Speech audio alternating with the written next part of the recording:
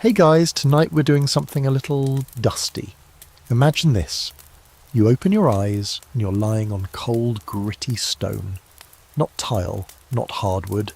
Actual echoing prehistoric rock. Your breath comes out in little puffs, foggy in the chilly morning air. And the first thing you notice, besides the freezing temperature, is the smell. Earthy, smoky, faintly gamey. Definitely no lavender-scented diffuser in here. Also, you're barefoot. That becomes very real when your toes brush against something vaguely slimy. Maybe moss, maybe something worse. Either way, you're already regretting whatever it is you drank before bed. So before you get comfortable, take a moment to like the video and subscribe, but only if you genuinely enjoy what I do here.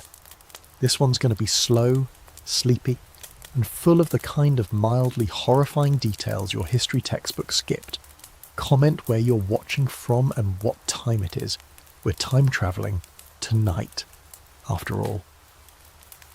Now, dim the lights, maybe turn on a fan for that soft background hum, and let's ease into tonight's journey together.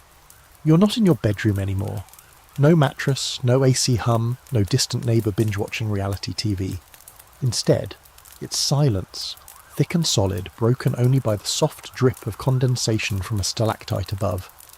You blink a few more times, and your eyes begin adjusting to the ambient grey-blue glow filtering in from what looks like a cave entrance. It's early morning, maybe. The sun hasn't broken fully over the horizon, but there's just enough light to outline the uneven stone walls around you. The ground beneath you is dirt and scattered straw, maybe some animal skin layered beneath. A pitiful excuse for a bed by modern standards, but up here in the Paleolithic times, though you don't know it's called that yet, is luxury. There's a lingering warmth to the spot you slept in, like the rock itself held onto a little body heat out of pity. But your feet are still blocks of ice, and every exhale curls like steam. As you sit up, the ache in your back and neck reminds you that Stone Age ergonomics are non-existent. You stretch. You regret that too. Something cracks, hopefully not a rib, and then the next realization hits. You're very much alone. Or are you? Not for long. Somewhere in the cave a body stirs. Another. Shadows shift. A flicker of movement near the smouldering remains of a fire. And suddenly you're aware that this wasn't your private nap zone. This is a shared space and you're the unfamiliar element. You stay still. Let them notice you first, maybe. Good instincts. Because as the others start to sit up, men, women, children, all dressed in layers of ragged fur and leather, it's clear that no one expected you here. Not like this. There's a moment of frozen surprise on both ends. One guy looks at you like you've got a third eye. A woman whispers something in a language you don't know but sort of feel in your gut. A little girl behind her clutches a carved bone doll and ducks behind her mother's legs. And then comes the noise, grunting, shuffling, questioning tones, the beginnings of what might be alarm. You raise your hands, palms open, universal symbol for please don't bash my head in with a rock. It works, sort of. No one rushes you. But the tension in the air, thick enough to chew. Okay, reality check, you probably won't survive this. Statistically speaking, modern humans who get dropped into prehistoric times without tools, training, or decent footwear have a very high chance of ending up dead. Or worse, protein. You're one bad look away from becoming part of someone's breakfast menu. But hey, at least you're here for the story. Speaking of breakfast, the smoky scent of last night's fire carries notes of charred meat, damp wood, and... wait, is that mammoth? Could be. There's a distinct musk to it, like wet dog mixed with old stew. A half-burned femur lies near the embers, and there's marrow, still glistening inside. Delicious, if you've never had toothpaste or the luxury of refrigeration. Now, the walls of the cave are rough and uneven, formed by thousands of years of water and erosion. You can see deep gouges where fire has scorched the ceiling. Some patches are blackened with soot, others shine with the oily residue of animal fat torches. There's a dark beauty to it, like a cathedral built by nature, then co-opted by people who knew how to survive in the cracks of time. You inch toward the fire for warmth, keeping your eyes down, trying not to challenge anyone. It's not submission exactly, it's survival. One of the men, wiry and scarred with a jawline sharp enough to cut flint, watches you closely. He doesn't speak. He just chews something stringy and tears off a hunk of it with yellowed teeth. Then he tosses a bit of it your way. You catch it, barely, and stare at the offering. It's meat or something pretending to be. Cooked, sure. Probably mammoth, maybe bison. Your stomach votes yes, your brain hesitates. But hunger wins. You take a bite. It's gamey, gritty, and somehow both dry and greasy. A mouthful of survival. Someone laughs. Not at you, but because apparently eating weird meat is a great icebreaker. The tension thins just a little. Just enough. And that's when you hear it. Low, guttural sounds from outside. A wind blowing across open plains. Maybe wolves. Maybe just wind. Either way, it reminds you that the cave is protection. From what? You're not totally sure yet. Here's your historical nugget for tonight. By this point, roughly 40,000 years ago, Homo sapiens have already spread far and wide, using caves like these as shelter, workspaces, and literal canvas. Cave paintings, totally a thing. Though right now, the only art you see is mud handprints and what might be a prehistoric attempt at a smiley face. Or an owl. Hard to say. Fringe fact, the air in caves like this could sometimes become mildly toxic after too many fires without proper ventilation. So yes, you may also slowly be getting carbon monoxide poisoned. Sweet dreams. And just to stir your overthinking brain one more time before we settle, scholars still debate how these early humans interacted with Neanderthals. Was it peaceful, violent, a Tinder match gone very, very wrong? There's no consensus. But the stories in these rocks, they're older than nations. So now, you huddle closer to the fire, surrounded by strangers who are quickly becoming your only allies. The fire cracks, the cave sighs, and somewhere in the shadows, a soft snore rises. It's going to be a long night, or life. Depending on whether or not you learn to nap flint and make peace with eating grubs, you start to realise just how unprepared you are about 10 minutes after your first bite of mystery meat. Because you've got nothing. No phone, no flashlight, no water bottle, no protein bar tucked in your pocket. Just in case. The pockets, by the way, are gone too. You're in, what, a hospital gown? Long t-shirt? Some kind of linen tunic that's now so caked with dirt it could probably qualify as early camouflage. You pat yourself down with faint hope. No keys, no watch, not even lint. It's just you and the weird, gnawing knowledge that civilization is a few tens of thousands of years in the future. When you finally push yourself up to standing, a few people glance your way. No sudden movements. Your knees crack loudly, because of course they do, and you wince as bare feet meet pebbled stone. The temperature's just warm enough to avoid frostbite, but cold enough to make you wish socks had been invented already. Every breath feels wet and close in your throat. Cave air is heavy, and there's a lingering musk that you're beginning to realise isn't the cave at all. It's the people. Or more specifically, the layers of sweat, smoke, and unwashed skin they all wear like perfume. Outside the cave's mouth, light sharpens. You can see it pouring in over the lip of the rock, hazy and golden. A few of the tribe shuffle that way, moving slowly, wrapped in thick furs that hang awkwardly off their shoulders. You trail behind at a respectful distance, unsure if you're supposed to follow, but terrified of being left alone in the cave with only a half-chewed bone in your thoughts. Outside, the world hits you like a punch in the lungs. The air is fresh and cold and smells like pine, dung, and something floral you can't quite place. Your bare feet land on packed earth and frost-slick grass, and you immediately regret stepping outside without shoes. But the view, wow. Rolling plains stretch in every direction, punctuated by boulders, scraggly trees, and the occasional herd of something too big and hairy to exist in your normal century. Off in the distance, a small group of shaggy figures graze peacefully.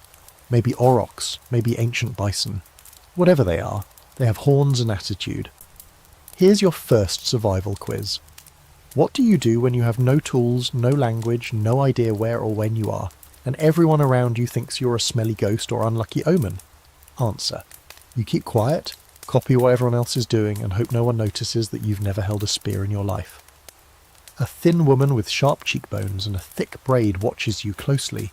She's got something like a purse, a netted pouch slung over her shoulder and filled with roots, dried leaves, and some kind of berries. She squints at you, then makes a motion. Come here, help me? It's vague. You mimic her expression. Nonchalant, a little blank. An inch forward, like you're not mentally screaming. She drops a root into your hand. It's soft and slightly muddy. like a carrot that's been buried in wet sand. She motions for you to sniff it. You do. Earthy, slightly bitter, not immediately repulsive. She nods approving, then mimics chewing. You bite a corner. It's not good, not bad, just plant. But apparently that's enough to pass the test. She moves on. You've just joined the foraging team. The tribe isn't that large, maybe 20 people. You get the sense they don't all sleep in the cave. Some are out already, maybe hunting, maybe doing something else entirely. The ones around you now are mostly women. 2 older men with long grey beards, and a few children who look at you with wide, suspicious eyes. You're the novelty. A walking question mark. Someone coughs behind you, a Jewer hacking sound, and you turn to see a younger man bundled in thick animal hides. He's got a crude spear slung over one shoulder, and what might be the remains of a rabbit hanging from his belt. He eyes you warily, but there's something curious in his posture. A slow circling as if he's measuring your threat level. You stay still, offering a tight, awkward smile. No reaction. He looks past you toward the fields. This is where the contrast between your world and theirs really sets in. Because out here, everything is real. And by real, we mean immediately life or death. No vending machines, no coffee shops, no just one-click Amazon delivery. If you want food, you find it. If you want warmth, you build a fire. If you want to survive, you earn it. But back to your inventory. You've got absolutely nothing. No blade, no matches, no useful skill, not even a good Stone Age beard to blend in. You feel the weight of that emptiness more with each step. Now for a quirky tidbit, there's evidence that some Upper Paleolithic people used primitive bags or pouches, likely made from hide or woven fibres, to carry small items. Think of it like the Stone Age version of your favourite tote bag, minus the ironic slogans. You'd kill for one of those right now just to store something useful, like a rock, or your dignity. Historically, this period, the Upper Paleolithic, is when Homo sapiens really start to diversify culturally and technologically. They begin to specialise. Some people forage, others hunt, others make tools or work with hides. You're currently useless in all categories. A walking liability with a bad attitude and no idea how to build a lean-to, or distinguish edible mushrooms from death traps. And here's something scholars still debate. Were Paleolithic tribes mostly egalitarian? Did everyone share tasks and responsibilities fairly? Or were there already hints of hierarchy, power dynamics, and early social stratification? It's unclear. You're hoping they're more communal living than tribal Game of Thrones, but the jury's still out. By the time the sun climbs higher, you've followed the group out across an open meadow. They move quietly, scanning the ground, pointing at certain plants, digging with simple wooden tools. You mimic, you try, you fail. You accidentally pick something that smells like burnt rubber, and immediately get a look from the braid lady that says, "Don't touch that again, ever." Eventually you manage to contribute. A handful of nuts that pass inspection. They taste awful, but they're technically edible. A few of the children laugh when you make a face, and one offers you a squishy fruit in return. You accept. It's better than the nuts. Slightly. As the sun arcs overhead and the air warms, you realise your feet are bleeding just a little. Tiny cuts from rocks and thorns. The idea of shoes becomes a fixation. You look down at one woman's boots, stitched hide with fur lining, and wonder how many raccoons had to die to make them. Then you wonder if raccoons even exist here yet. Probably not. Everything you thought you knew feels slippery and unreliable. By the time you're headed back toward the cave, your stomach's rumbling again, your fingers are cold, and your dignity is fraying like a poorly tanned leather strap. But hey, you didn't die, and maybe, just maybe, you're starting to earn your place among them. By the time you shuffle back into the cave with your meagre handful of nuts and a bruised sense of purpose, something in the air feels different, heavier. The light filtering through the entrance has dimmed slightly, casting long shadows that stretch like lazy fingers across the stone floor. Smoke from the fire curls in thick grey spirals, creating layers of haze that catch in your throat and make your eyes sting a little. Someone has thrown more kindling on the coals, and the warmth is spreading unevenly, licking at the cold corners of the cavern like an animal trying to claim the space. It's not exactly cosy, but it's the closest thing to comfort you've got now. A few of the group are sitting cross-legged near the fire, picking through the day's finds, roots, berries, strips of sinew drying on stones. A hunk of something unidentifiable is roasting slowly on the spit, crackling as fat drips onto the embers below. You drop your haul beside the rest, but trying to look casual like, yes, I totally know which ones are edible and which ones kill you in that 5 minutes. No one congratulates you, but no one glares either, which might be the Stone Age version of a standing ovation. As you settle into a spot near the warmth, one of the older men, grey-beard, eyes like flint, grunts and tosses something at you. You flinch, naturally. It lands in your lap with a dull thud. A stick? No. A tool. A rough, palm-sized stone blade chipped crudely along one edge. It's been used a lot. The grip is smoothed down with the oil of many hands. You pick it up carefully, turn it over in your fingers. It's not sharp in the modern sense, but it's dangerous enough to open skin if you're not careful. He makes a gesture. Use it. You look down and see a thick root in front of you, the kind that needs slicing before chewing. You brace it against a rock and take your first awkward chop. Doesn't go well. You miss. Then you miss again. The third time you make contact, but the blade skitters and slices your thumb instead. Not deep, but it bleeds immediately. Red against pale dirt. You hiss and jerk your hand away. There's laughter. Not cruel, just amused. Someone hands you a strip of hide and you wrap it around your thumb, trying to act like it doesn't sting. A woman next to you takes the root and slices it cleanly in one fluid motion, then hands it back. Her smirk says, "It's okay. You'll get there. Maybe." So, welcome to the Upper Paleolithic, roughly 40,000 to 10,000 years ago. You're smack in the middle of it, based on the stone tools and the presence of cave paintings, which you haven't fully noticed yet but are definitely lurking nearby. This was a time when Homo sapiens were beginning to behave in ways we'd recognise as, well, kinda human. Symbolic thinking, art, jewellery, burial rituals, and yes, the invention of tools with specific purposes. Cutting, scraping, carving, maybe even shaving if someone got bold. There's a certain rhythm to life here. It's not fast, but it's constant. You eat, you scrape, you forage, you try not to die. Repeat, every day. All of it unfolding against a backdrop of uncertainty. Will a hunt be successful? Will the weather turn? Will another tribe show up and ruin everything? As your thumb throbs beneath its makeshift bandage, you glance around the cave with new eyes. The walls aren't just rough surfaces anymore. You notice patterns, scratches, smears, shapes. Some of them are deliberate. Above the fire, in a patch of wall blackened with soot, you spot faint handprints. Pale outlines left by someone blowing pigment over a hand pressed flat to the rock. It gives you a chill, that ghostly reminder. Someone stood right here, thousands of years ago, doing something not necessary for survival, just for expression, for memory. Fringe fact: some of those prehistoric handprints appear to have missing fingers. No one knows exactly why. Were they amputations, rituals, artistic choices?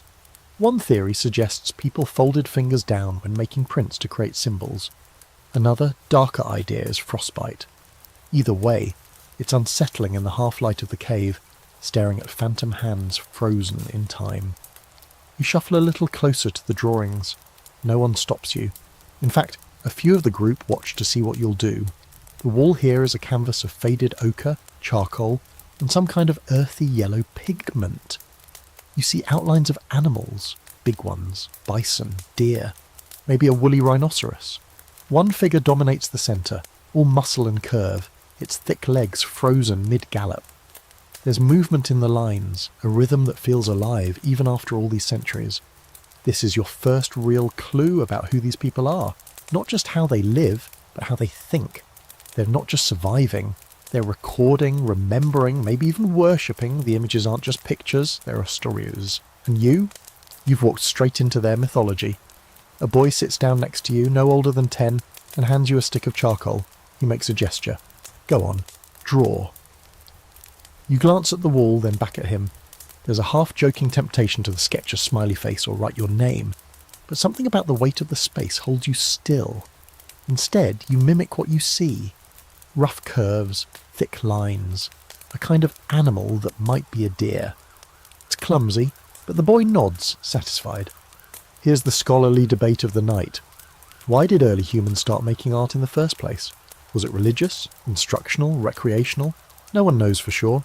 Theories abound. Some say it was magic, a way to influence hunts. Others believe it was communication, or even boredom relief. but every explanation feels like a guess wrapped in another guess. You sit back, your fingers stained black, and glance again at the walls.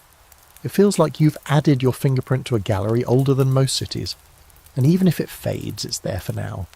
A tiny mark of your strange accidental presence in the vast flow of time. Outside, the light continues to fade. Shadows deepen. The temperature drops again, curling its way into the corners of the cave.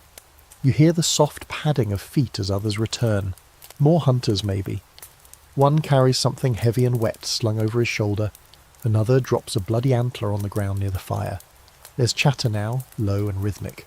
The day's stories are being exchanged in a language you don't speak, but you understand the tone. Relief, hunger, fatigue. You move back toward the warmth, careful not to bump anyone. Your place is still fragile, but as the fire flickers higher and the scent of cooking meat drifts into your nostrils, you notice something unexpected. You're not entirely afraid anymore. You're sore, hungry, confused, and deeply gross, but you've made it through a whole day in the Paleolithic. The boy with the charcoal curls up near you, using a folded hide as a pillow. One of the women offers you a chunk of meat on a stick. You nod your thanks. It tastes better than breakfast, but maybe that's just hunger. You lean back against the wall, thumb still wrapped, hands still dirty, stomach slowly filling. Somewhere deeper in the cave, a child laughs in their sleep. You close your eyes for a moment, just to rest them, just for a second. You don't sleep much that night. You try, sure. You even find a somewhat flatter patch of ground near the fire, and a folded-up hide that smells mostly of smoke and only a little like something that used to be alive. But sleep, not really. The cave is alive with quiet noise, the slow shifting of bodies, the dry snuffling of someone with a blocked nose, the occasional soft grunt or cough that seems to echo fivefold in the stone chamber. And the fire, always the fire, crackling gently, popping now and then like it has thoughts of its own. You doze off for 10-15 minutes at a time, then wake again with a start, disoriented and sore. Sometimes it's the cold creeping into your feet. Sometimes it's the snore of the big guy to your left who sounds like a dying bear. Sometimes it's just your brain, kicking into high gear with a helpful reminder. Hey, you're trapped in the Stone Age and might die tomorrow. Sweet dreams. The next morning comes slowly, without much ceremony. The cave begins to glow in increments, the mouth of it blooming with soft golden light as the sun edges over the distant horizon. People stir. No one yawns dramatically. No one stretches luxuriously. It's more of a grim shuffle, like they've been dreaming of running and now have to run again for real. Your body aches. Your back is furious. Your neck feels like it slept directly on a rock, which it basically did. And your feet. They are now decorated with small scabs, splinters, and a healthy dusting of cave filth. Lovely. Still, you get up, because what else are you going to do? Ask for a refund? You limp toward the fire. Someone's already stoking it. Adding dry bark and what looks like old dung. It stinks, but it burns. Another person is poking through yesterday's foraged items, deciding which ones are breakfast-worthy and which ones are destined for the reject pile. Your stomach makes a decision before you do. Hunger has no pride. Today, though, you're not the only one looking lost. A few of the tribe's younger members are gathered near the entrance, not doing anything in particular, just watching the horizon. There's a tension in their bodies, a stillness that feels loaded. You step closer, trying to follow their line of sight. Nothing obvious out there, just mist curling across the plains and a couple of lazy birds in the sky. One of them glances at you, then makes a circular motion with their hand. It means something, probably weight, maybe trouble, or possibly that thing you did yesterday was really dumb. You nod like you understand, because pretending confidence seems safer than asking. Back inside, people start emerging from the deeper parts of the cave, small tunnels and offshoot chambers you hadn't dared explore yet. One of them is an older woman with hair like dry grass and a necklace made of teeth. She doesn't speak much, but when she does, others listen. She casts a quick glance at you, then mutters something to the man with the stone knife. He nods, and then, without warning, you're surrounded. Not in a scary way, no one's drawing weapons, but a tight half-circle forms around you. They want something. You're not sure what until one of them steps forward and hands you a stick. Not just a stick. A long, carved spear with a sharpened stone tip and sinew bindings. It's heavy, crude, deadly. You hold it awkwardly, not sure if you should pose or throw it or hand it back. Then the man with the knife claps his hands once and points outside. You're going hunting. Or at least they're going hunting and have decided to bring the weird time traveller along. You swallow hard and follow them out. The morning air bites. Mist lingers low to the ground, clinging to grass and hiding the uneven terrain. You move slowly, trying not to trip or look completely out of place. But let's face it, you're wearing what amounts to a furry potato sack and walking like someone just learning to use legs. You're not blending in. The hunting party, about 8 people, mostly men, a couple of focused looking women, moves in a low, purposeful line. You try to imitate their crouch walk. They make minimal noise. You snap a stick in half with your first misstep and get a glare from Scarjaw. Noted. Eventually you reach a shallow depression in the land where the grass grows taller and a few trees cluster like they're gossiping. Everyone crouches. You do too, now genuinely out of breath. Then someone gestures sharply, pointing ahead. And there it is, your first real prehistoric beast. It's not a mammoth, thankfully. This is smaller, more deer-like, maybe a giant elk. It stands at the edge of the clearing, twitching its ears, unaware of the danger hiding just beyond the mist. Its antlers are massive, its fur glistens slightly in the morning light, and all you can think is, I'm supposed to help kill that? The hunters split. 2 peel off to circle left, 2 go right, the others stay low, waiting for the signal. Scarjaw motions for you to stay still. You don't argue. Your grip tightens on the spear, heart hammering in your chest. This is the part in a movie where the music would swell right before someone dies dramatically. But out here, there's no soundtrack, just breath and heartbeat, and grass rustling underfoot. The signal comes, a short, sharp, bird-like whistle, and suddenly everything moves at once. The elk jerks its head, takes a step, then bolts. Spears fly, shouts erupt. You stand frozen for half a second and then remember to do something. You throw your spear. It goes wide, way wide, embarrassingly wide, possibly a danger to nearby trees, but it doesn't matter. 2 spears hit the target, one in the flank, one near the shoulder. The elk stumbles. Another hunter rushes forward with a club, finishing the job. It's quick, brutal, efficient. You stand there breathing hard, watching the steam rise off the dying body, and realise 2 things. You've never been this close to something dying before. You might throw up. One of the women walks over, retrieves your wayward spear and hands it back to you with a neutral expression. There's no teasing, just quiet understanding. You showed up. That's something. Here's a fun Paleolithic fact for the day. Some tribes used cooperative hunting methods so sophisticated they involved traps, strategic ambushes, and signals passed silently over distances. People underestimate early humans, thinking they were all wild-eyed cave screamers with clubs. But no, they had strategy, they had roles, they had expectations. You're just now being measured against those. And scholars still argue over exactly how much language these groups had. Were they communicating with full grammar, or just grunts and gestures? Was meaning deeply embedded in tone and rhythm? You suspect it's more advanced than we give credit for. There's too much coordination here, too much nuance, for it all to be noise. The kill is dragged back towards camp using wooden poles. You help, gripping the rear end of the elk with cold, slippery hands. The others glance at you, and one of them nods. You nod back, covered in blood, reeking of sweat and smoke and morning mist. You have officially helped murder your first prehistoric animal. Congratulations. Back at the cave, the kids cheer. Meat means survival. Meat means maybe, just maybe, another week of safety. The older woman with the toothed necklace chants something as they haul the carcass into the cave's shade. Scarjaw passes you on the way in, smacks your shoulder once, not hard, and grunts. You think it's approval? You're part of the tribe now, sort of. The smell hits you before you see it. Gamey, coppery, musky, with a tang of blood that's still a little too warm. You step back instinctively as the elk's body is dragged toward the centre of the cave, the flattened spot where the fire burns low and steady. The ground beneath it is already slick with ash and grime, but now it will be streaked with red. You try not to stare, but you can't look away either. The body still twitches slightly, nerves doing their final little dance. The kids don't flinch. One even pokes at the leg, clearly sizing up the next meal. There's no ceremony, no hesitation. A few of the tribe's hunters gather around the carcass and begin working, each knowing exactly what to do. One slices into the underbelly with a chipped flint knife, sawing through hide and tissue in long, deliberate strokes. Another peels the skin back like unwrapping a steaming oversized burrito, while someone else crouches near the head, using a sharp-edged bone to cut into the neck tendons.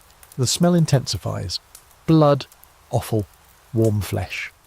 You turn your head and try to breathe through your mouth, which is worse. Now you can taste it too. But this is breakfast. Welcome to it. A woman beckons you closer. She holds out a chunk of something pale and slick, raw marrow, fresh from a snapped femur. You hesitate. She waits. This is probably one of those moments where refusal is offensive and your hunger is already burning a pit in your stomach, so you take it. It's warm and gelatinous and weirdly creamy. Your first instinct is to gag, but instead you chew and nod. It tastes like nothing you've ever eaten. Kind of fatty, a little sweet, and surprisingly satisfying. She smiles and wipes her hands on a fur. Now they start dividing the kill, working in a quiet, practiced rhythm. The liver is pulled free, still pulsing slightly, and passed to the elder with the scarred face. The heart is sliced in two, the tongue is dropped into a wooden bowl like it's just another potato. Everyone gets something. No waste here, not a scrud. Even the intestines are cleaned out and set aside, probably for future use as cord or storage bladders. You're handed another piece. This one cooked, or at least seared quickly over the fire's edge. It's chewy, with a strange richness that clings to your teeth. You eat it slowly, eyes watering from the smoke, fingers sticky. A dog-sized child plops down next to you and gnaws on a joint bone, humming softly. It's not exactly what you'd imagined prehistoric dining to be, but it's oddly intimate, communal. There's no silverware, well, of course, no plates, no napkins, just rocks and hands and meat. People eat with their fingers, tearing and licking and passing things around. A hunk of roasted fat is shoved into your lap. You pick at it and chew thoughtfully while across from you, two women laugh at something that must be very funny, judging by the tears in their eyes. It's not you, probably. You lean back for a moment, exhaling slowly, trying to process the sheer realness of all of it.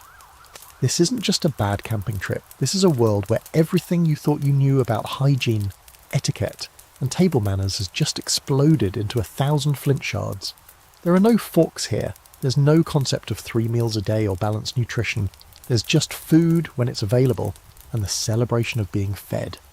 Here's your historical note for this meal. Bone marrow was a critical part of the Paleolithic diet. Our ancestors prized it, not just for its high fat and calorie content, but because it could be stored inside bones and consumed later, long after meat had spoiled.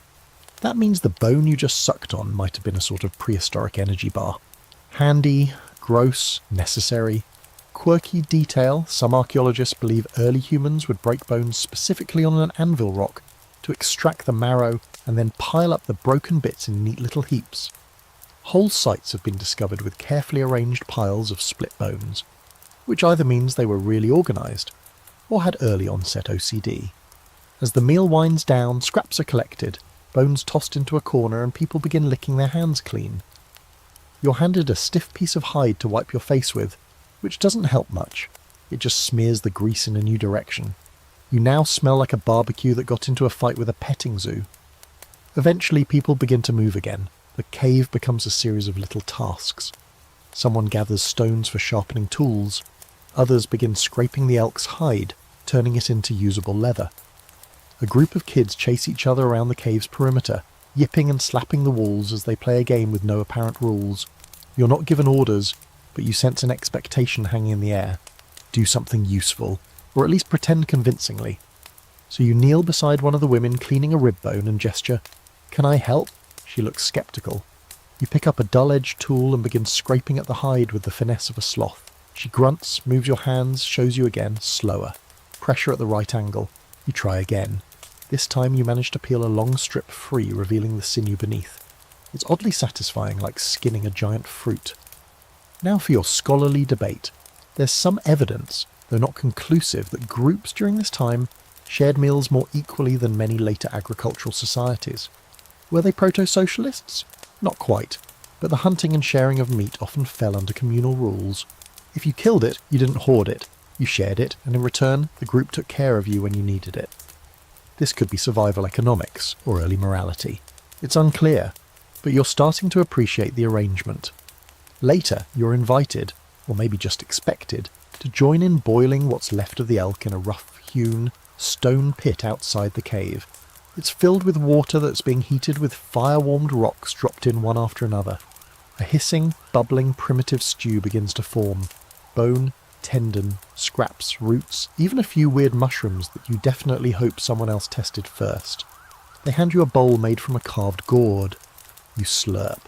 It's awful. Then strangely delicious. Then awful again. The flavours are prehistoric and confusing, but you drink it all. By midday you're full. Not satisfied exactly, but warm and drowsy. The fire burns low again. People recline against stone and hide on each other, limbs tangled and breathing slow. You realise this is their version of after brunch. Everyone dozing off or working sickly, riding the contentment of meat and warmth. You close your eyes for a moment, just to rest. The taste of marrow still clings to the back of your throat. You're sticky, you're exhausted, and for the first time since you woke up here, you're not entirely sure you want to leave. Not today, anyway. You wake to the soft pressure of something tapping your forehead. Not a hand. A finger? No. Ew. It's a stick. You blink and look up into the round, unblinking eyes of a small boy, maybe 6 years old, holding what looks like a thin reed or bone rod. He pokes your forehead again, just to make sure you're still alive. When your eyes meet his, he grins, wide, toothy and utterly without a guilt, and scampers off toward a cluster of other kids near the cave wall. They're laughing now, not meanly, just like they've decided you're the best new toy in camp. You sit up slowly. Your body creaks in protest, every joint a chorus of complaints. The warmth from the stew and the fire has faded, leaving your skin chilled and tight, your limbs sluggish. Outside, the sky is shifting into a dull gold, the long shadows of evening settling over the plains. Another day almost gone, you're somehow still here. Across the cave, a man is painting. You hadn't noticed him before.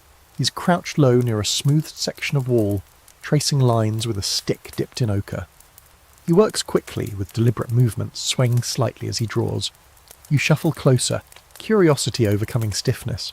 The kids don't follow this time. Even they seem to know this part isn't for games. You're not the only observer. A few other tribe members are watching too, quiet and attentive. The artist, youngish, with braided hair and a smudge of black pigment across his nose, doesn't acknowledge anyone. His hand moves from curve to curve, layering strokes into the outline of a bison. It's nearly life-sized, or at least as big as the stone will allow. The animal's head is bowed, its body mid-stride as if caught in the very moment of movement. He dips into another pigment, black this time, and begins filling in the shaggy head. The eyes are two dark points, not realistic, but somehow expressive. You feel it looking back, watching. Then something even stranger happens. He adds small human shapes behind the bison. Hunters, maybe. They're stick-like but clear, holding spears, some crouching. One figure appears to be mid-throw, another might be dancing. It's hard to tell, but the meaning is there. Effort, pursuit, maybe ritual. You want to say something. Maybe that's incredible, or did you study art at a Paleolithic community college? But of course the language gap remains a wall. Still you step closer and point, then give a small, reverent nod. The artist glances at you briefly, no smile, but not unfriendly, just acknowledgement. And that's when it really hits you. They're not just surviving, they're telling stories, preserving them, maybe even transforming them. You thought these people lived minute to minute, day to day, but this is something else. This is memory. This is communication that will last longer than any word. Historical fact time. The Chauvet Cave in France contains paintings estimated to be over 30,000 years old, making them among the oldest known artworks in the world. They depict animals with remarkable detail, rhinos, lions, horses, and show a sophisticated understanding of movement, shading and composition. It's not just doodling, it's art. Now for a fringe theory. Some anthropologists believe that these paintings weren't just art, they were used in rituals, maybe as a kind of magic. Paint the animal and you catch the animal. Others believe the cave itself was a sacred space, and the act of painting was deeply spiritual, tied to trance states, drumming, and early forms of shamanism. There's no consensus, only guesses, but the vibe here definitely supports the sacred paintbrush theory. You lean back against the wall and watch as the artist adds finishing touches. thin lines of red pigment to the bison's chest and a dusting of white powder around the hooves. The figure glows slightly in the fading light as if it's been alive this whole time and is just now choosing to reveal itself. A woman sits down next to you. She's older, with lines around her eyes and a necklace of tiny bones that clatter softly when she moves. She doesn't speak, but she hums under her breath, something low and melodic. You glance at her and she offers you a flat piece of bark with berries on it. They're tart, almost sour, but they help clear the meat taste from your mouth. You hum your thanks. The two of you sit there for a while, watching the painting take shape, the shadows deepening around it like curtains falling on a stage. The fire crackles behind you. A few of the kids are curled up already, twitching in sleep. Someone's muttering a lullaby in a language you'll never understand, and honestly, it doesn't matter. The tone carries everything. Safety, comfort, something like peace. You start to understand why these people are the way they are. Quiet, watchful, close-knit. Out here, you don't waste words, you don't waste time on things that don't matter. And you definitely don't waste a bison, even in symbolic form. Eventually, the painter steps back and surveys his work. He looks tired, his hand stained to the wrist. One of the elders walks over and murmurs something to him. The rest of the group disperses quietly. The day is closing like a well-used book. Now for the debate. Was language already fully developed in this period, or was it still evolving? Scholars can't quite agree. Some argue that Homo sapiens at this stage already used complex language, full syntax, abstract concepts, even storytelling. Others believe it was more rudimentary, based heavily on context, gestures, and tone. From what you've seen today, it might not matter. Meaning travels in many forms. Later, when the fire has died down and the cave is cloaked in dim orange flickers, you lie down again near your borrowed patch of hide. The painting is still visible in the shadows, glowing faintly in the low light. Your thumb itches, maybe from the cut, maybe from the charcoal you handled yesterday, and your whole body hums with fatigue. You close your eyes, letting the soft sounds of the cave wash over you, breathing, shifting, the occasional spark from the coals. Someone whispers nearby, a lull of gentle tones, maybe telling a story to a child, or singing, or praying. And for the first time since waking up in this cave, you don't feel like a visitor. You feel like part of something ancient, something that doesn't need translation or approval. You belong, at least for now. Sleep pulls you under, and this time you don't fight it. You wake to the glorious sensation of something biting your leg. Not hard, not bleeding, but persistent. Sharp, indeed. It's like being nibbled by a dozen tiny mouths with very bad intentions. You sit up fast, slapping at your calf, and have managed to dislodge a few of the culprits. Small, fast-moving things that disappear into the folds of the hide you were sleeping on. You don't get a good look at them, but you have a strong suspicion. Lice, or fleas, or mites, or, all of them in a joint partnership. Welcome to Stone Age fashion. The moment you fully come to, you notice something else. You stink. Not just I slept in my clothes stink. This is a full-body marinade of smoke, sweat, blood, and old fur.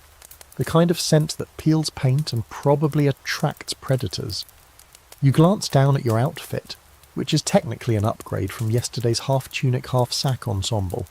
Someone draped you in what looks like a hide robe during the night. It's warm, scratchy, and deeply fragrant in the way that only unwashed animal skin can be.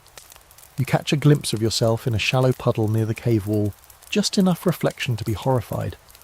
Your hair's matted with dirt and sleep grease. Your face is streaked with soot, and something that might be berry juice or old blood is dried across your cheek. You look like you lost a fight with a barbecue pit. And your new outfit. It fits like it was stitched by someone blindfolded in the dark using bone needles and pure spite. You pull the robe tighter anyway, grateful for the warmth. Then one of the women, a familiar one now with braids and that bone necklace, approaches and gestures for you to follow her outside. You obey without question, because honestly, you're desperate for air. Clean, sharp, pine-scented air. Anything that isn't soaked in cave funk. The morning is bright but cloudy, the sky a flat grey stretched thin over the distant hills. You blink into the light as your guide leads you down a narrow path along the rocky slope beside the cave. A few others are following too, mostly women and children. They are carrying bundles, furs, reeds, woven baskets, balancing them on their backs with rough slings that dig into their shoulders. You're not sure what's happening until you crest a small hill and see it. A primitive laundry day. A stream winds through the grass below, not deep, but moving quick and cold. Flat stones line one edge, and the group begins setting down their loads with quiet efficiency. Your guide hands you a tunic, not yours, but clearly meant for you. It's softer than what you've been wearing, less stiff and doesn't reek as much. Then she gestures, "Strip." You hesitate. She raises an eyebrow, shrugs, and starts undressing herself right there by the stream. Everyone else follows suit. In 30 seconds, you're the only one still layered in filth and shame. So you strip, slowly, carefully. You keep your back to the group and try to act like none of this is wildly uncomfortable. No one stares. They're too busy scrubbing hides, pounding them against rocks, dipping them in the water, rubbing them with coarse handfuls of herbs or sand. It's not about modesty here. It's about necessity. You wade into the water, and it's every bit as cold as you feared. Your breath vanishes from your lungs. It stabs into your skin like needles. You suck air through your teeth and step forward anyway, crouching until the water reaches your chest. Around you, people chatter softly, splashing, scrubbing, focused on the task. You mimic their movements, rubbing your arms with gritty leaves, dunking your head, scratching at your scalp. Historical fact. While Stone Age humans didn't bathe in the modern sense, they did practice forms of personal hygiene. Rivers and streams were used to wash, especially in warmer months. They also used ash, sand, and certain aromatic plants to reduce odour and discourage pests. Lice, though, basically unavoidable. If you lived in close quarters, wore fur, and didn't boil your bedding every week, you had lice. Congratulations, you are now authentically infested. You emerge from the water red-skinned and gasping, but cleaner. Sort of. At least you no longer feel like you're marinating in your own funk. The woman with the bone necklace hands you the new tunic and something else. A belt of braided fibres, knotted with bits of stone and wood. It's both decorative and functional, like a proto-accessory. You sling it on and feel marginally more human. Back near the cave, you hang your old hide over a tree branch to dry, or possibly to burn later in a small blessed ceremony. Others are doing the same. The group returns slowly, clean and quiet, steam rising off their damp bodies as they walk. It's the closest you've seen to relaxation in this world. A brief pause in survival mode. Quirky detail time. Prehistoric clothing wasn't just for warmth. Some of it had meaning, status, role, maybe even beliefs. Certain patterns cut into leather, or certain arrangements of beads and teeth, may have been early versions of identity, like a Stone Age LinkedIn profile. Today, your new belt probably tells people something about you. Mostly that you're weird outsider with decent effort and poor throwing arm. As the day unfolds, you're put to work again, this time in the hide-curing corner. You scrape flesh from drying elk skin using a stone scraper shaped like a scallop shell. It's gross, it's messy, it's weirdly meditative. The rhythm of scraping becomes hypnotic, and you find yourself falling into the pace of the group. No one says much. Occasionally someone mutters or laughs softly, but mostly it's just the work, the endless slow making of things. Here's where we dive into a scholarly grey zone. How much individuality existed in a Paleolithic tribe? Did people have distinct personalities, hobbies, quirks, or were roles so rigid that identity blurred into task? It's hard to say, but as you glance around at your new cave mates, you start to see hints. The quiet girl who always watches the sky, the older man who hums while working, the kid who pokes you every morning with a stick. These people may not have TikTok dances or astrology apps, but they're human. Fully, quietly, weirdly human. As evening returns and the furs are laid out again near the fire, you find yourself feeling almost proud of your new tunic. It fits a little better. It smells slightly better. And no one has picked a louse out of your hair in the last 3 hours, which feels like progress. You settle in among the others, fire crackling softly. The skin you worked on today is now drying beside the wall. Tomorrow it might become someone's shoes. Maybe even yours, if you're lucky and your feet stop looking like you've been walking across gravel with a death wish. You lean back, warm and tired. You're cleaner now. Still bitten, still clueless, but cleaner. And in the flicker of firelight wrapped in smoke and new furs, you feel a tiny spark of something else. Belonging. By now, you've realised something crucial about Stone Age life. Everything takes forever. There's no such thing as a quick errand or 5-minute job. Even the simplest task, say cutting a stick into a point, can devour an hour of your life and a decent chunk of your sanity. and this morning you're being introduced to one of the great, painfully slow arts of the Paleolithic, making tools, specifically flint knapping. The man leading the charge is one you've come to know as Scarjaw. He doesn't talk much, but his grunts are expressive, and his face has that permanently sceptical expression that makes you feel like you're constantly on the verge of failing a test.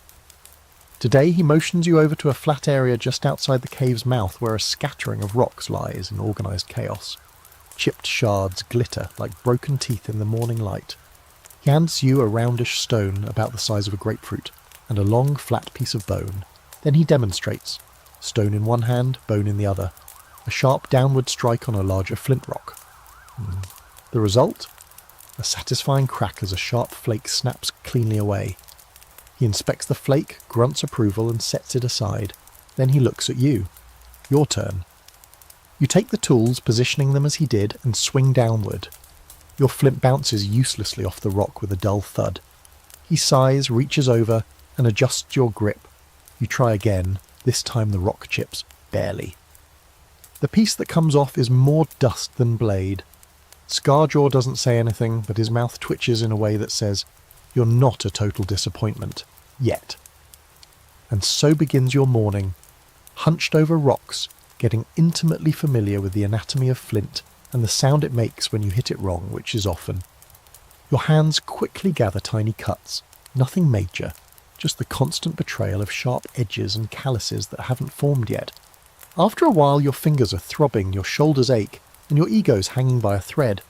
But eventually, something clicks. One strike lands just right. The flake pops cleanly away, razor thin and wickedly sharp. Scarjaw inspects it, grunts once, short and approving, and tosses it into a growing pile. You almost cry, not from pride, just relief. Here's your history nugget. Flint knapping isn't just about smashing rocks. It's an art. Early humans developed highly specialised techniques to produce different kinds of tools. Scrapers, blades, arrowheads.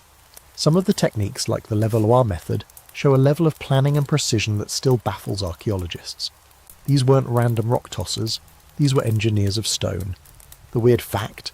Flint tools were sometimes sharpened to a finer edge than modern surgical steel. That's right, you're holding technology that in some ways outperformed modern scalpels. And here you are, bleeding from 5 fingers because you can't stop dropping the bone striker. As the morning drags into afternoon, more tribe members join the napping circle. It's quiet, focused to your work. People sit cross-legged or on folded hides, passing stones, nodding occasionally. No one speaks unless it's necessary. You start to recognise the rhythm, the tap-tap, crack that marks success. You even manage to produce 2 more flakes that Scarjaw doesn't throw back into the pile with disdain. He then hands you a strip of leather and a shaft of wood, maybe from a birch tree. The next lesson begins, hafting. You're now attaching your shiny new blade to a handle, securing it with twine made from twisted sinew and sealing it with sticky tree resin. It's clumsy, sticky work. You ruin the first one entirely, but by the second attempt, your knife looks passable, ugly but solid. Then Scarjaw gives you the ultimate test. He hands you a piece of dried hide and makes a slicing motion. Go ahead, try it. You press your blade against the hide and pull. It bites in clean and smooth. Like butter, but tougher. Like victory, but with a slight smell of elk pea. The tribe begins to notice. You're no longer just the weird outsider who showed up barefoot and confused. You're becoming functional. Not exactly respected yet, but at least tolerated. Maybe even tolerated with interest. A few of the kids gather around to watch you work. One brings you a rock. Too soft, but you smile anyway. Another mimics your swing with a stick. You're inspiring a generation. A deeply filthy, slightly lice-ridden generation. Then comes the debate. How did Stone Age tool knowledge get passed down? Was it learned by trial and error, or through demonstration, or even something approaching structured teaching? Some researchers argue there was real instruction, elders guiding younger members step by step. Others believe it was more observational, with kids learning just by watching. Today you're getting a mix of both. Scarjaw never tells you what to do, but he corrects you with looks, gestures, and the occasional theatrical sigh. By late afternoon, your hands are raw, your back is screaming, and your brain feels like it's been hammered with a rock. Fitting, but your blade sits finished in your lap, tied, sealed, sharpened. It's not pretty, but it's real. A tool, a weapon, a badge of not totally useless. You tuck it into your belt as the sky darkens, your body coated in dust and resin.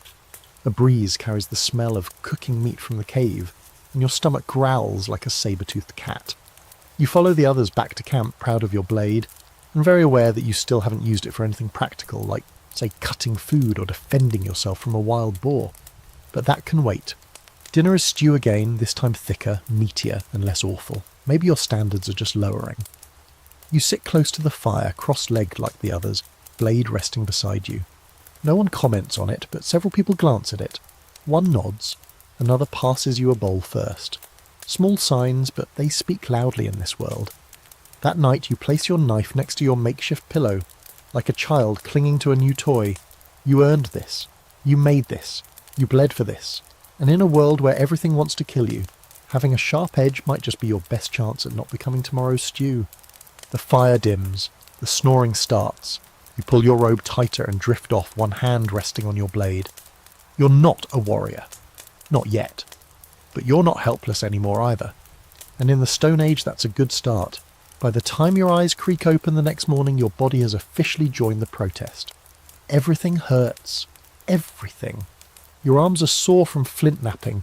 Your legs ache from squatting over rocks all day, and your fingers are swollen little sausages with the added bonus of tiny cuts that sting at the most inconvenient moments, like now as you reach up to rub your crusty eyes and immediately jab yourself in the face. Great start. But there's no sleeping in here. Not unless you want to miss out on food, or worse, get left behind when the rest of the group disappears into the forest to do something crucial like gathering berries or wrestling a wild boar. You sit up slowly, brushing straw from your hair, and hear the first soft stirrings of the day. The fire being coaxed back to life, someone clearing their throat, the muffled sound of a child laughing at something vaguely inappropriate. Outside, the sky is cloudy and thick with fog, the air damp and heavy. It clings to your skin and seeps into your robe like a warning. Today's going to be gross. Sure enough, just after you gnaw your way through a piece of dried root that might technically count as breakfast, one of the hunters motions for you to follow him out. No words, just a look, a flick of the head, and a spear shoved in your direction. Today's agenda? Foraging again. But not just nuts and roots this time. Today you're on the hunt for protein the low-effort way, small game, rabbits, birds, possibly something with teeth if you're unlucky. You're not sure if this is a promotion or a punishment, but you take the spear anyway and fall in line. The group is smaller today, just 4 of you. Scarjaw is back, of course, along with the quiet woman with the sharp eyes and the teenage boy who's built like a gazelle and seems incapable of walking at a normal pace. You keep up as best you can, stumbling occasionally on loose stones and silently praying you don't get stabbed in the thigh with your own spear when you inevitably fall. The terrain changes quickly. Grass gives way to thickets, then patches of forest, the trees low and twisted.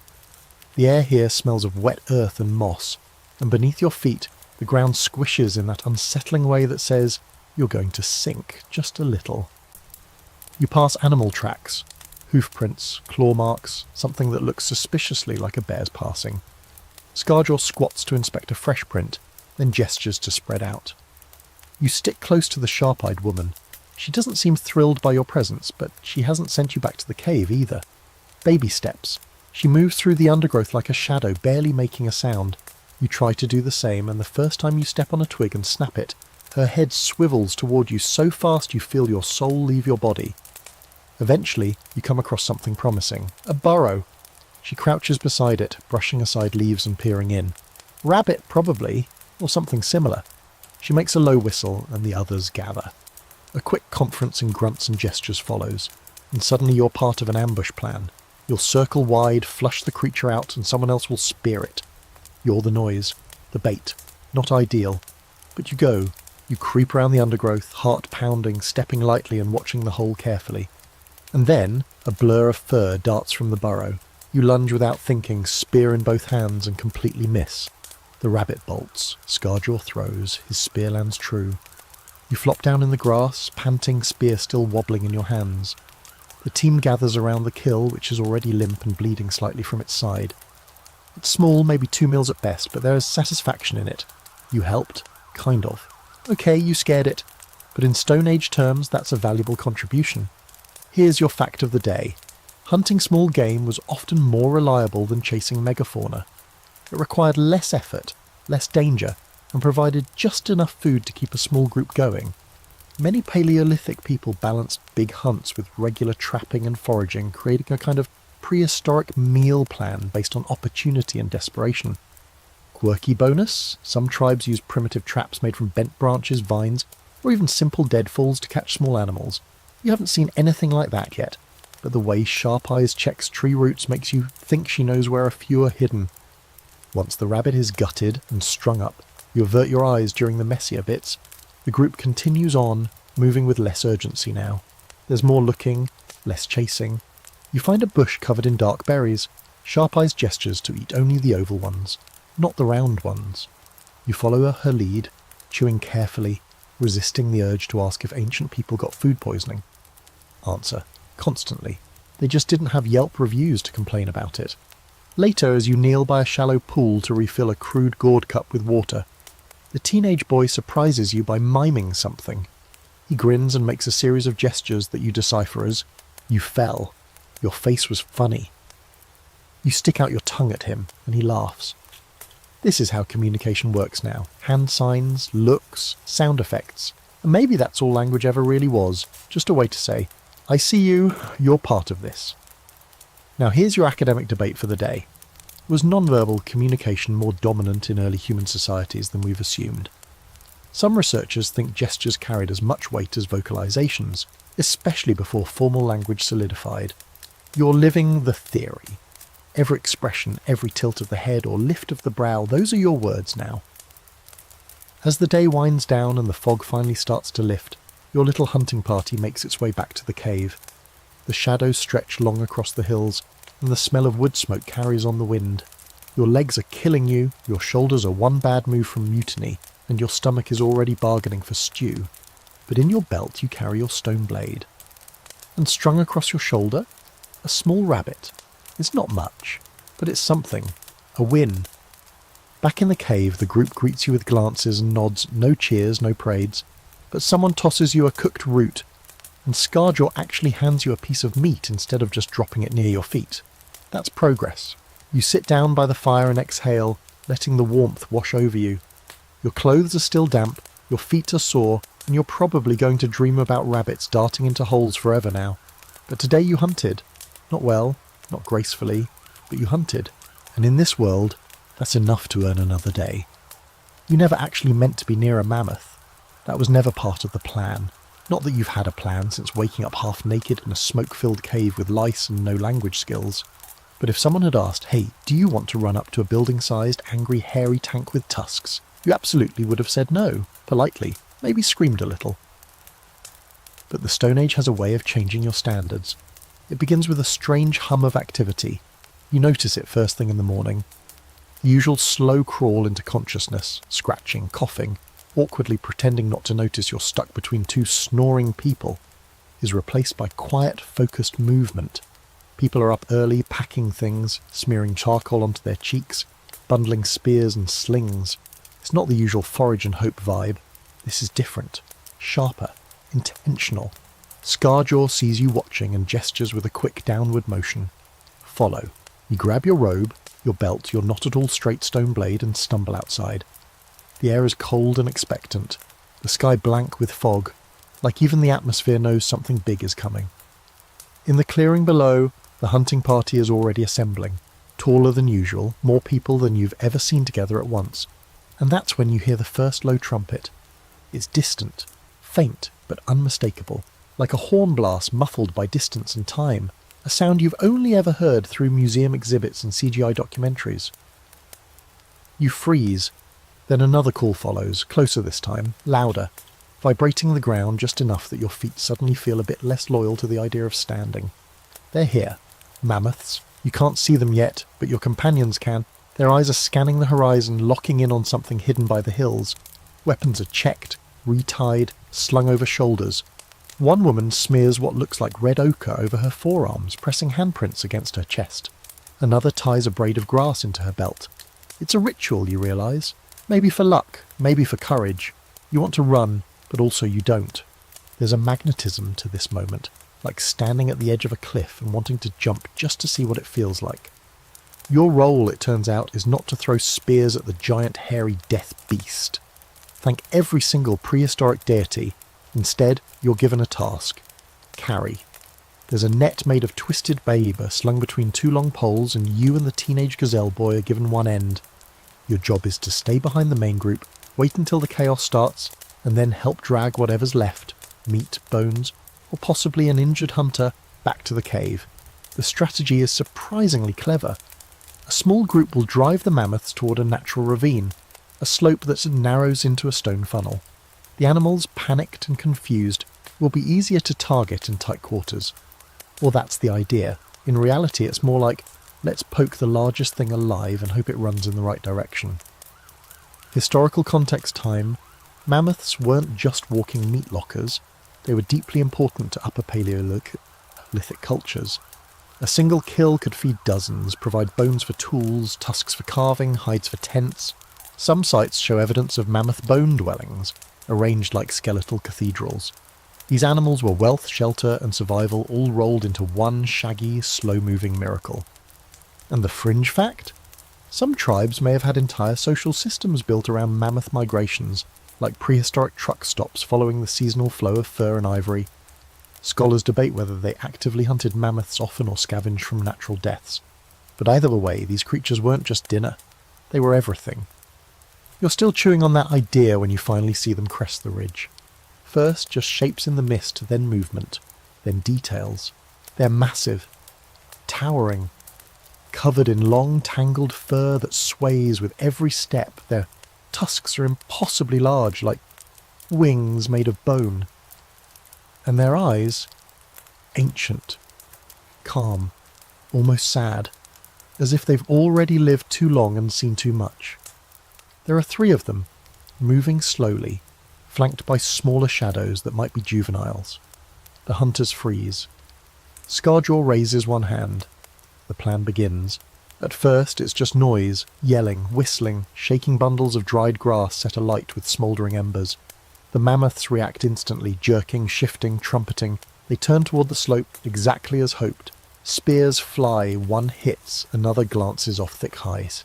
The mammoths move faster, and now you're running awkwardly, dragging your end of the net behind you as the shouting intensifies. Then chaos. One mammoth turns abruptly, panicked. It charges sideways instead of forward. A hunter dives out of the way just in time. Another slips, loses their grip on a spear. You hear a scream, short, sharp, someone's down, and you don't think, you just move. You drop the net, dash toward the figure, and grab under the arms. It's Gazelle Boy. His ankle is twisted at a wrong angle, but he's conscious, biting down on something to stay quiet. You haul him upright, lean him against a rock. Scarjaw appears a second later and throws a bloody spear into your hands. You blink, stunned. He's covered in dark smears. Blood, ash, maybe both.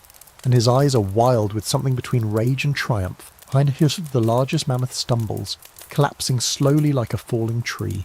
It hits the earth with a sound you feel in your bones. The tribe erupts, shouts of joy, clapping, whooping. The air is thick with adrenaline, smoke, and the heavy, salty scent of blood and wet fur. You help hoist Gazelle Boy into the net you were supposed to carry meat with. Funny how things change. As you limp back toward camp, exhausted and shaking, the body of the mammoth is already being carved. People swarm it like bees to a hive, slicing, separating, salvaging. Every piece will be used, nothing wasted, not even the intestines. When you reach the cave, others come running, women, children, elders. They rush to help, bringing water, herbs, fire-heated stones. You slump against a rock and try not to vomit. So here's the debate for the night. Were big game hunts like this common, or rare events of mythic importance? Archaeologists argue both sides. Some evidence points to frequent mammoth kills, others suggest they were once-in-a-lifetime achievements, celebrated and remembered for generations. Based on how this group is reacting, you're guessing the latter. This isn't just dinner. This is legacy. Later, after the wounds are bound and the hide stretched, and the fire built twice as high, the story begins. Scarjaw pantomimes the hunt, thrusting his arms to mimic spears, stomping around with exaggerated tusks. Everyone laughs. Even Gazelle Boy manages a grin from his corner, foot wrapped in strips of bark and hide. Someone tosses you a piece of meat. Mammoth meat. Fresh, charred, smelling like history. You chew slowly, letting the taste sink in. It's heavy, gamey, smoky, a little like beef, a little like triumph. You look around at your cave mates, their faces lit by fire, their voices raised in rough song. You're tired, sorry, bruised, your fingers are sticky with blood, your hair smells like burning fur, and yet somehow this might be the best meal of your life. The cave has never felt darker. The fire is burning low, embers cracking in their slow, lazy way, casting long, flickering shadows that crawl across the walls like sleepy animals. Everyone's tucked into the furs tonight, exhausted, full, aching in ways that no amount of stretching will fix. The air is thick with smoke and the smell of mammoth fat, which, fun fact, does not wear off easily. Your robe still clings to it like a badge of honour, or a punishment. Hard to tell. You shift slightly under your hide blanket, trying to find a less rocky section of ground. There isn't one. Every inch is lumpy, hard, and probably hiding at least one insect colony. But you're too tired to care. Your legs are dead weight. Your arms feel like you dragged the mammoth home personally, and your mind, which spent the day pulsing with adrenaline, is finally beginning to slow. Sort of. You can't see much, but your other senses are wide awake. The air is cool and damp. It smells of moss, ash, and the greasy leftovers of dinner. The cave breathes around you, soft snores, a shift of limbs, someone mumbling incoherently in their sleep. A baby somewhere coughs once, then goes quiet again. It's peaceful in a rugged, grimy, vaguely unhygienic way. You glance toward the entrance. It's a narrow slit of blue-black, barely letting in the faintest trace of moonlight. The wind has died down, but you can hear something outside, maybe leaves rustling, or small animals moving through the underbrush. Your body wants to sleep, but your brain, ever the modern passenger in a prehistoric shell, is replaying everything. The hunt, the roar, the impact, the meat, the noise. And then comes the part you've been dreading all day, the shuffling over of someone who wants to talk, or more accurately, gesture. It's the elder, the one with the bone necklace and the braided hair that's somehow never dirty. She sits cross-legged beside you, holding a small carved object in her hands. She offers it without a word. It's a figure, maybe 3 inches tall, made of bone or antler. It's a woman, broad hips, no face, heavy curves. You've seen images like this before, back in textbooks or museum displays. A fertility figure, maybe, a symbol of life or motherhood or something deeper. You hold it gently, not sure if you're supposed to give it back or keep it or offer your own awkward thank you dance. The elder taps her chest, then points at the carving, then at the cave wall where the bison painting glows faintly in the firelight. You think she's saying something like, "We belong to this," or "This belongs to us," or maybe just to remember, it's hard to be sure. She hums something low and rhythmic, a sound more like a vibration than a melody. It rises and falls like breathing. You close your eyes, letting it carry you a little closer to sleep. But the cave has other plans, because just as you're slipping into that delicious liminal space between consciousness and dreams, a log shifts in the fire and collapses with a loud crack, sending a spray of sparks into the air. You jolt upright, so does the elder. A few others stir. The fire flickers brighter for a moment, then settles again. You sigh, rubbing your face, still gripping the little figure. The elder places a hand on your shoulder, warm, dry, grounding, then stands and moves away. You lie back down, tucking the figure under your furs. A gift, maybe, or a loan.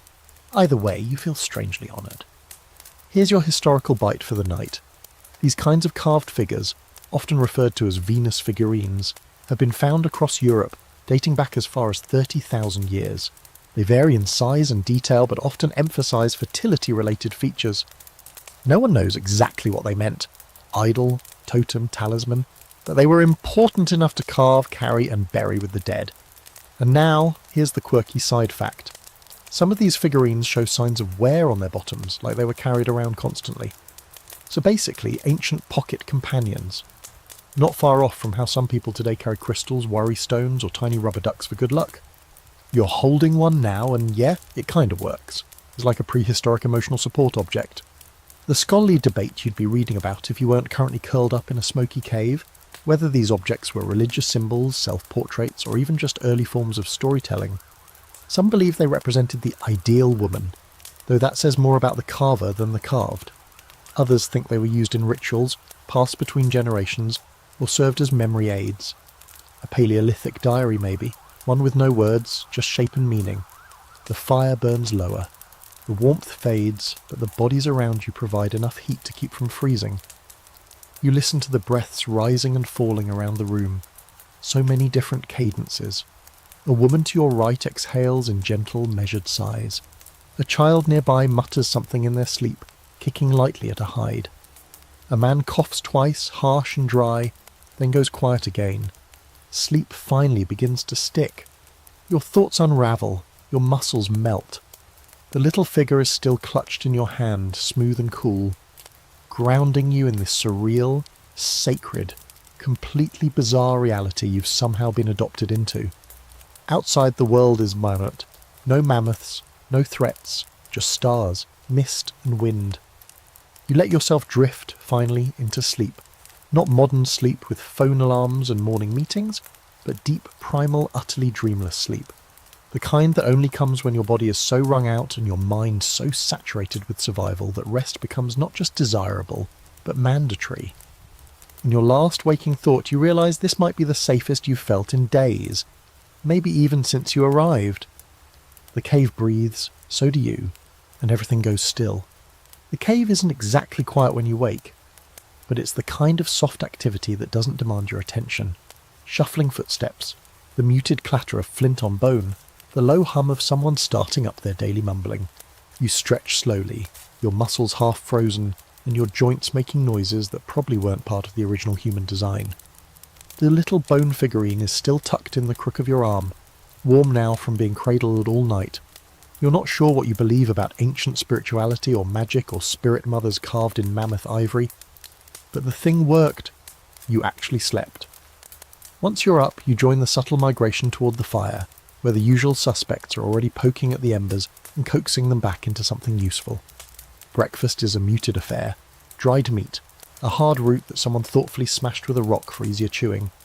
You thank them with a look that hopefully translates as, "My jaw appreciates you." Scarjaw gives you a once-over, then nods slightly at your belt. You realise he's looking for your blade. You hold it up, still intact, still roughly knife-shaped, still an accomplishment.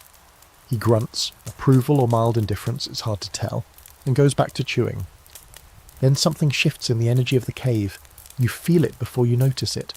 A hush, heads turning, people gathering not for food or chores, but something else. You follow their gazes and see him, the painter.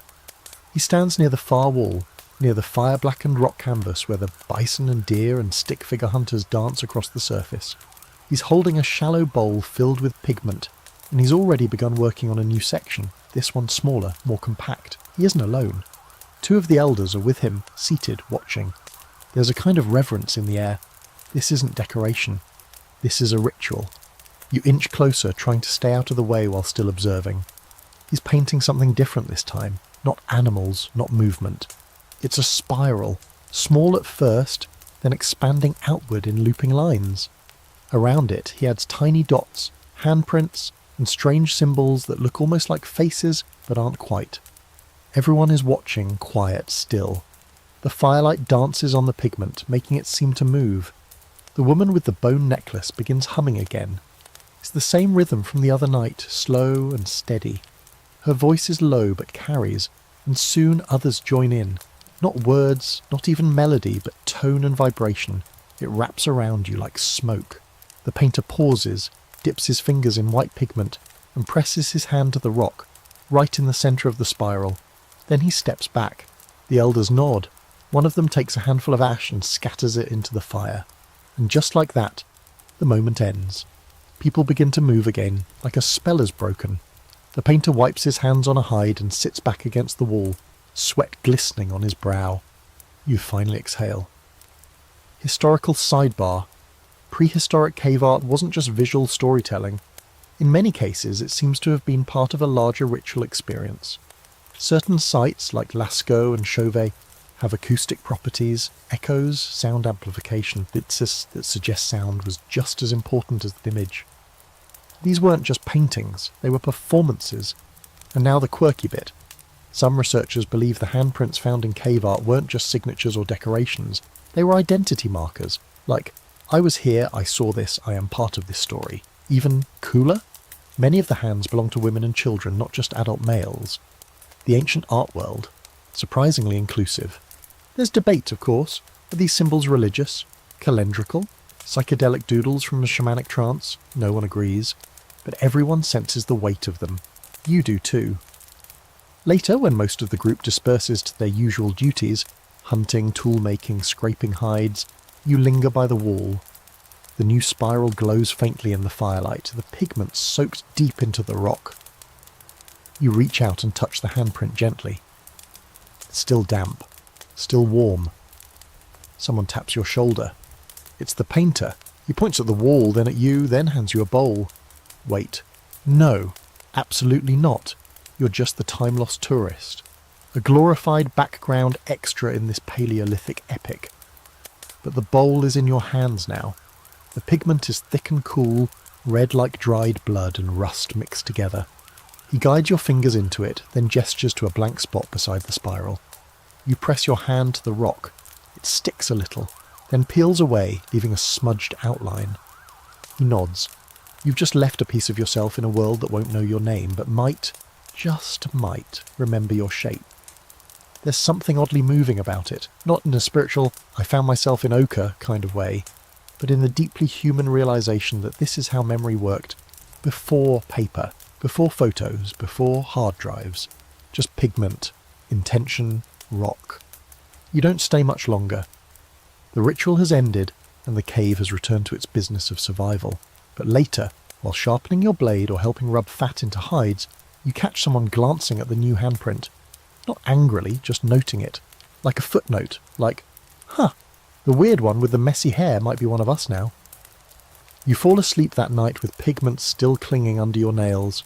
You're wrapped in your robe, curled against the curve of the cave, and for once you don't dream of the world you left behind. You dream of spirals, of painted walls, of hands reaching forward from the past, pressing into stone. Maybe this place is a story, and now you're part of it.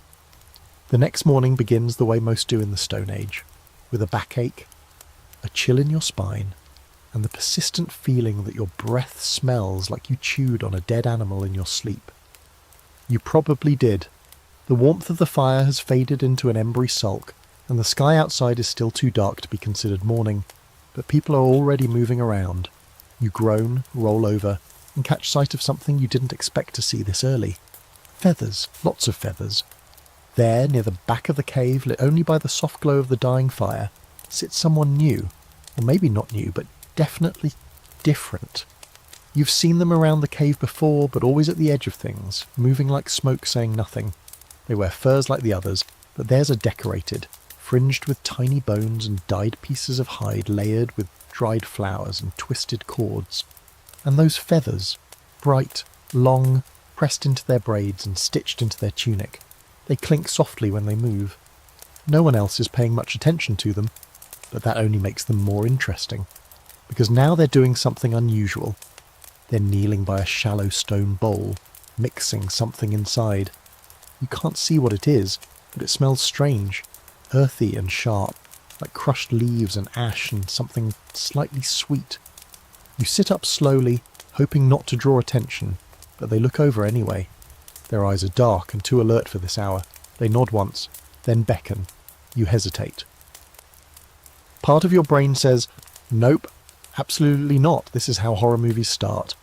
But the other part, the part that's been gradually turning feral and curious, says, well, what else are you going to do? You walk over. They point to the ground. Sit. So you do. They reach into a pouch and pull out a handful of dried plant matter. Leaves, stems, maybe bark. It goes into the bowl, then a bit of water, a swirl. Then they dip 2 fingers in and press them to your forehead. Okay, it's not a blessing exactly. It's not aggressive. It's just intentional, like they're marking you for something. They make a humming sound low and unbroken and begin tracing lines on your arms with the paste. It's not warm or cold, it just smells like soil and memories. This, you realise, is the shaman, or at least a shaman. You've read about them in vague textbook terms: ritual specialists, spiritual mediators, early religious figures. But none of that captures the presence sitting before you now. This person doesn't just believe something, you can feel it. They carry it like a second skin. You glance around, expecting someone to interfere, or at least watch, but no one does. People continue about their morning. Someone breaks sticks for kindling, someone else stirs stew. This is normal, you gather. This is what the shaman does. Now, historical fact. There's strong evidence across many prehistoric cultures that certain individuals acted as spiritual guides. People who performed rituals, interpreted dreams, conducted healing ceremonies, and served as a link between the tribe and the unseen world. These weren't always old men with beards either. Many shamans were women, and sometimes gender roles were blurred altogether. It wasn't about who you were, it was about what you saw. The shaman takes a small stone and presses it to your chest. It's cold and smells like the paste. They look into your eyes for a long moment. No words, just that deep, quiet knowing.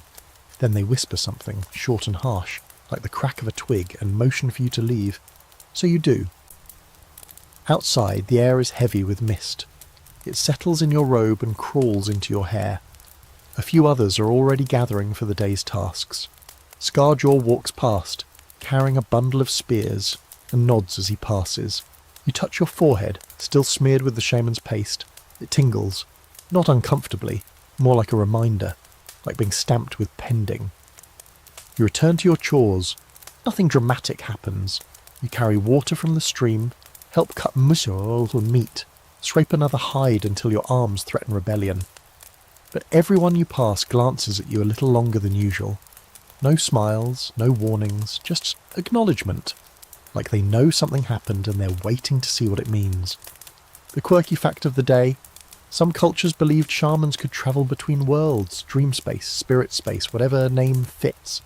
They used herbs, fasting, rhythmic drumming and chanting to enter trances and bring back knowledge, healing or omens. No proof of exactly what went on, of course, just scattered artefacts, rattles, masks, bone flutes, and a whole lot of scholarly shrugging. And here's the debate. Were these figures purely religious? Or were they early psychologists managing to stray up dressing for fear through ritual? Were they doctors in disguise using herbs and touch when no one else could explain pain or fever? Or were they performers, using drama and flair to maintain influence? As the day fades into the soft gold of late afternoon, the shaman appears again. Not near you, just across the clearing, sitting on a rock, watching. You meet their gaze. They nod once, you nod back. It means something, but you're not sure what. That night the cave feels different. Not louder or quieter, just deeper, like the walls themselves have leaned in a little closer. The fire cracks, and you catch the scent of that paste again, faint in the air. You sleep with your hand curled around the small bone figure, and for the first time your dreams are not of cold or fear or the world you left behind.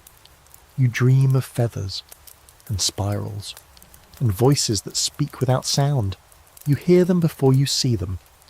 A series of low, sharp calls echo through the valley like the sound of distant barking, or a bird that's way too confident in its lungs.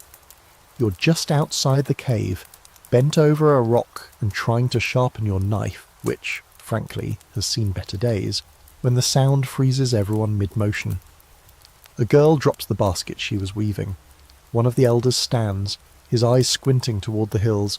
Scarjaw stops mid-strike while flint napping and slowly sets the stone down. Then the whole world goes quiet. You follow their gaze to the edge of the plain, just where the mist begins to thin. And there, emerging from the low fog like ghosts, is another group. At first, you can't tell if they're animals or people. Their outlines are odd. Bulky, broad-shouldered, moving with a loping gait that feels unnatural but deliberate. They're wearing furs like your group, but the shapes beneath look different. Heavier, maybe shorter. They move in a tight cluster, heads down, no chatter. Just presence. The tribe around you doesn't panic, but the tension is immediate. Spears are picked up, tools are quietly set aside. The women usher the children back into the cave. You follow, only half aware of your own feet because your brain has already started whispering a dangerous possibility. Neanderthals. You've heard about them, of course. Read the theories. watch the documentaries that flip between they were peaceful cousins and they probably ate us. Homo neanderthalensis, stockier, shorter, big-brained survivors of harsh climates. You knew they once coexisted with early Homo sapiens, even interbred with them. But knowing that as trivia is one thing, seeing them walk toward your cave is something else entirely. Scarjaw steps forward and raises a hand, not threatening, just signalling. The other group pauses, one of them steps ahead. This one is bigger than anyone in your camp, wide, with arms like tree trunks and a face half lost in beard and shadows. You notice the heavy brow ridge immediately, the flattened nose, the sheer thickness of the man's body. He carries no weapon in hand, but you don't doubt he could uproot a tree if he felt like it. He grunts something, a low, rising noise that could be a question or a warning or both. Your group doesn't answer with words. Instead, Scarjaw mirrors the grunt, then holds up an open palm. A long pause follows. Then the Neanderthal man nods and turns, gesturing to the others behind him. Slowly, with obvious care, they begin to approach. There are 6 in total, 3 men, 2 women, and 1 child.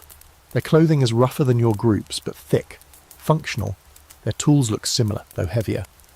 Their faces, broad, powerful, strangely gentle, scan the area like travellers checking into a campsite, deciding if they're welcome. Your tribe begins moving again, not relaxed, but resigned. The Neanderthal group isn't here for conquest. They're visitors. Temporary neighbours, maybe. Scarjaw offers them space near the fire. One of your group hands them a bowl of something steaming and earthy. No one smiles, but no one draws a blade either. Historical moment. This scene, some version of it, almost certainly happened. We know that Neanderthals and Homo sapiens overlapped for thousands of years across Europe and Asia. They weren't just passing ships in the evolutionary night. They lived near each other, possibly learned from each other, definitely mated. That part's in your DNA, literally. Fringe theory time. Some researchers believe Neanderthals were actually more sophisticated than we've given them credit for. They had symbolic objects, maybe even rudimentary language. Some buried their dead with grave goods, others possibly used pigments for body paint. The idea that they were brute cavemen with clubs? More pop culture than reality. But the scholarly debate still rages. Were these interactions peaceful exchanges? Awkward coexistence? Sporadic violence with a dash of romance? No one really knows.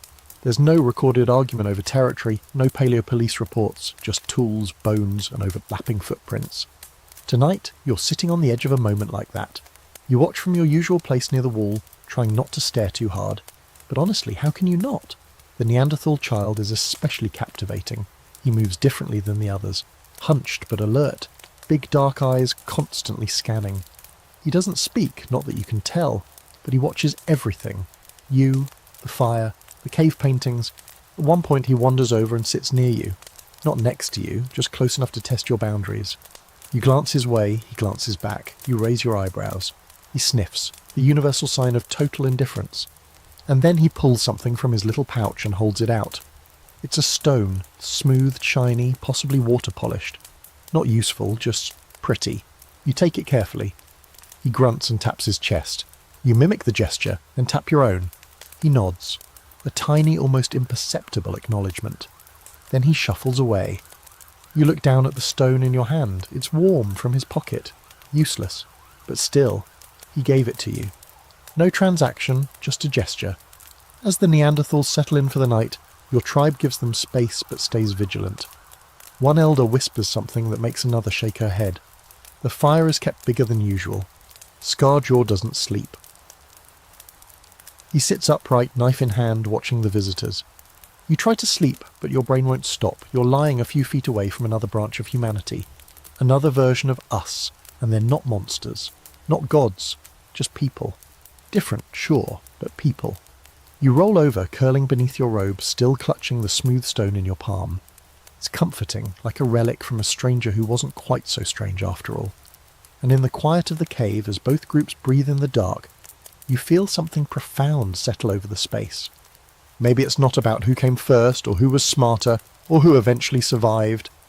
Maybe for one night, it's about the firelight on different faces, the shared stew, the exchange of useless stones. Maybe the story has room for all of you. You wake up sweating. Not the good kind either. It's the clammy, fever dream kind. where your robe sticks to your skin like wet bark and your eyelids feel like they've been sandpapered in your sleep. Your head throbs with every heartbeat, and your stomach is quietly threatening to mutiny. You blink, roll over, and immediately regret it. The spinning starts before you even sit up. You brace yourself against the cave wall, trying to pretend this is just morning fog. It's not. Something's wrong. Across the cave, the Neanderthals are already gone. Sometime during the night, they packed up and slipped out like mist over the hills. No footprints, no farewell, just that faint scent of animal oil and ash left behind where they slept. Your tribe seems unbothered, or maybe just used to strange company coming and going. But no one notices you sweating through your robe, your hands shaking slightly as you fumble with the hide-wrapped gourd someone left by your head. You sip. Water. Warm. Tastes like smoke and moss. Not helping. Someone walks past and pauses, a woman from your group with sharp eyes and sharper cheekbones. She tilts her head at you, frowns, then squats beside you and places a hand on your forehead. Her face tightens. Yep, even in the Stone Age they know fever when they see it. She gestures sharply, and within minutes the shaman is back, feathers and all. This time they move briskly, no mystery, no ritual preamble. They crouch beside you and look at you like you're a problem to solve. You try to say something, I'm fine, maybe, or please don't paint me again. But what comes out is more of a whimper. Your skin is crawling. Your insides feel like they've been stirred with a hot stick. You lie back down and let the shaman do whatever they're about to do. They begin with a pouch, one of many hanging from their woven belt. They open it and pull out something that looks like crushed leaves mixed with dirt. They rub it between their fingers, sniff it, nod, and then drop a handful into a bowl of water. Then they crush more leaves, different ones this time, with a sharp smell that makes your eyes sting, and add that too. The whole thing smells like mouldy pine and regret. You get a mouthful of it a minute later. It's awful, bitter, slimy and vaguely spicy in the way that says, this will either cure you or finish the job. You try to spit it out, but the shaman grabs your jaw and holds your mouth closed like an annoyed babysitter. You swallow, regret it immediately. But then, strangely, the nausea begins to ebb, just a little. Here's your history nugget. Paleolithic medicine wasn't all chanting and hand-waving. Early humans had surprising knowledge of medicinal plants. In some Neanderthal burial sites, archaeologists have found traces of yarrow, chamomile, and even poplar, plants known for their anti-inflammatory or pain-relieving properties. They didn't have pharmacies, but they did have millennia of trial and error. Mostly error, probably. And the fringe fact? There's evidence some early humans even practiced rudimentary surgery. Trepanation, drilling holes in the skull, was performed as early as 10,000 BCE. Some patients survived. You're not there yet, thankfully, but it is comforting or horrifying to know they had options. The fever doesn't leave quickly. You spend most of the day drifting in and out of shallow sleep, half lucid, your brain melting under the weight of sweat and bone-aching fatigue. Around you, the world keeps moving. You hear voices, the clatter of stone tools, the rhythmic scraping of hides. Someone is singing, low, wordless tones.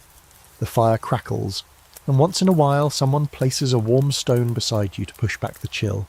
You open your eyes just enough to see the shaman painting a line across your arm in what looks like charcoal paste.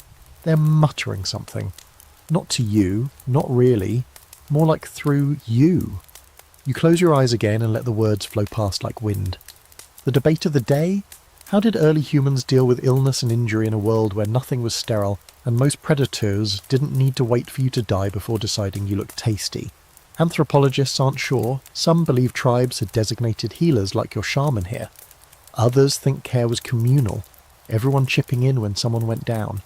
But clearly they understood something about infection, about comfort, about trying, because even now in your sweaty misery you're not alone. A child sits near your feet and offers you something, a carved bone with a hole in it. You have no idea what it's for, but you nod and take it, because that's the only gesture of thanks you can manage. Someone else refills your gourd. The fire is stoked higher.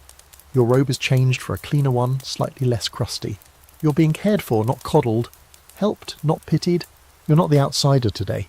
You're the weak one, the sick one, the one who might not make it. But you're their sick one.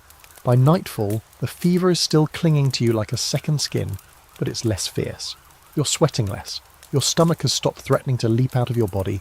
You sip water without gagging. You even sit up for a few seconds before flopping back down dramatically. Someone laughs. You're not sure who, but you think it might have been Scarjaw. And that's when it hits you. In a world with no thermometers, no antibiotics, no hand sanitizer, and definitely no urgent care clinics, this is the hospital. A smoke-filled cave, a bowl of leaf mud, and a group of people who still believe you're worth the trouble of dragging back to life. You fall asleep again, this time deeper. The fire hums beside you. The shaman is still there, feathers catching the firelight, humming some rhythm you can almost follow. You think you hear your name, if you even have one here, whispered once. Or maybe it's just the wind moving through the cave mouth. You sleep curled like a pebble near the warmth, your breath slow, your heart steady, for now. By the time you feel human again, or at least less like a half-cooked root vegetable rolled in old fur, the weather has taken a definite turn. The sky has gone from soft blue to heavy steel, and the air outside the cave is sharp with that cold, dry bite that means one thing: winter is coming. Not in the dramatic, brooding TV show sense, but in the way your body feels it first. Your fingers hurt before you realise the temperature dropped. Your knees start to ache. Every gust of wind carries tiny warnings, as if the land itself is muttering, "Better get ready. It's about to get mean out here." And oh yes, your tribe is preparing. There's a shift in everything now. The pace is faster, the tasks more urgent. People who once moved through the days with slow deliberation now work with purpose, stacking firewood, reinforcing hide shelters, scraping and stretching every leftover bit of mammoth hide. You're not told what to do, no one ever tells you anything, but you're handed tasks with the expectation that you'll figure it out or, at the very least, not slow anyone else down. Your job today? Drying meat. Lots of it. You sit cross-legged near the fire with 3 others, threading strips of mammoth flesh onto sharpened sticks and placing them on a simple wooden frame.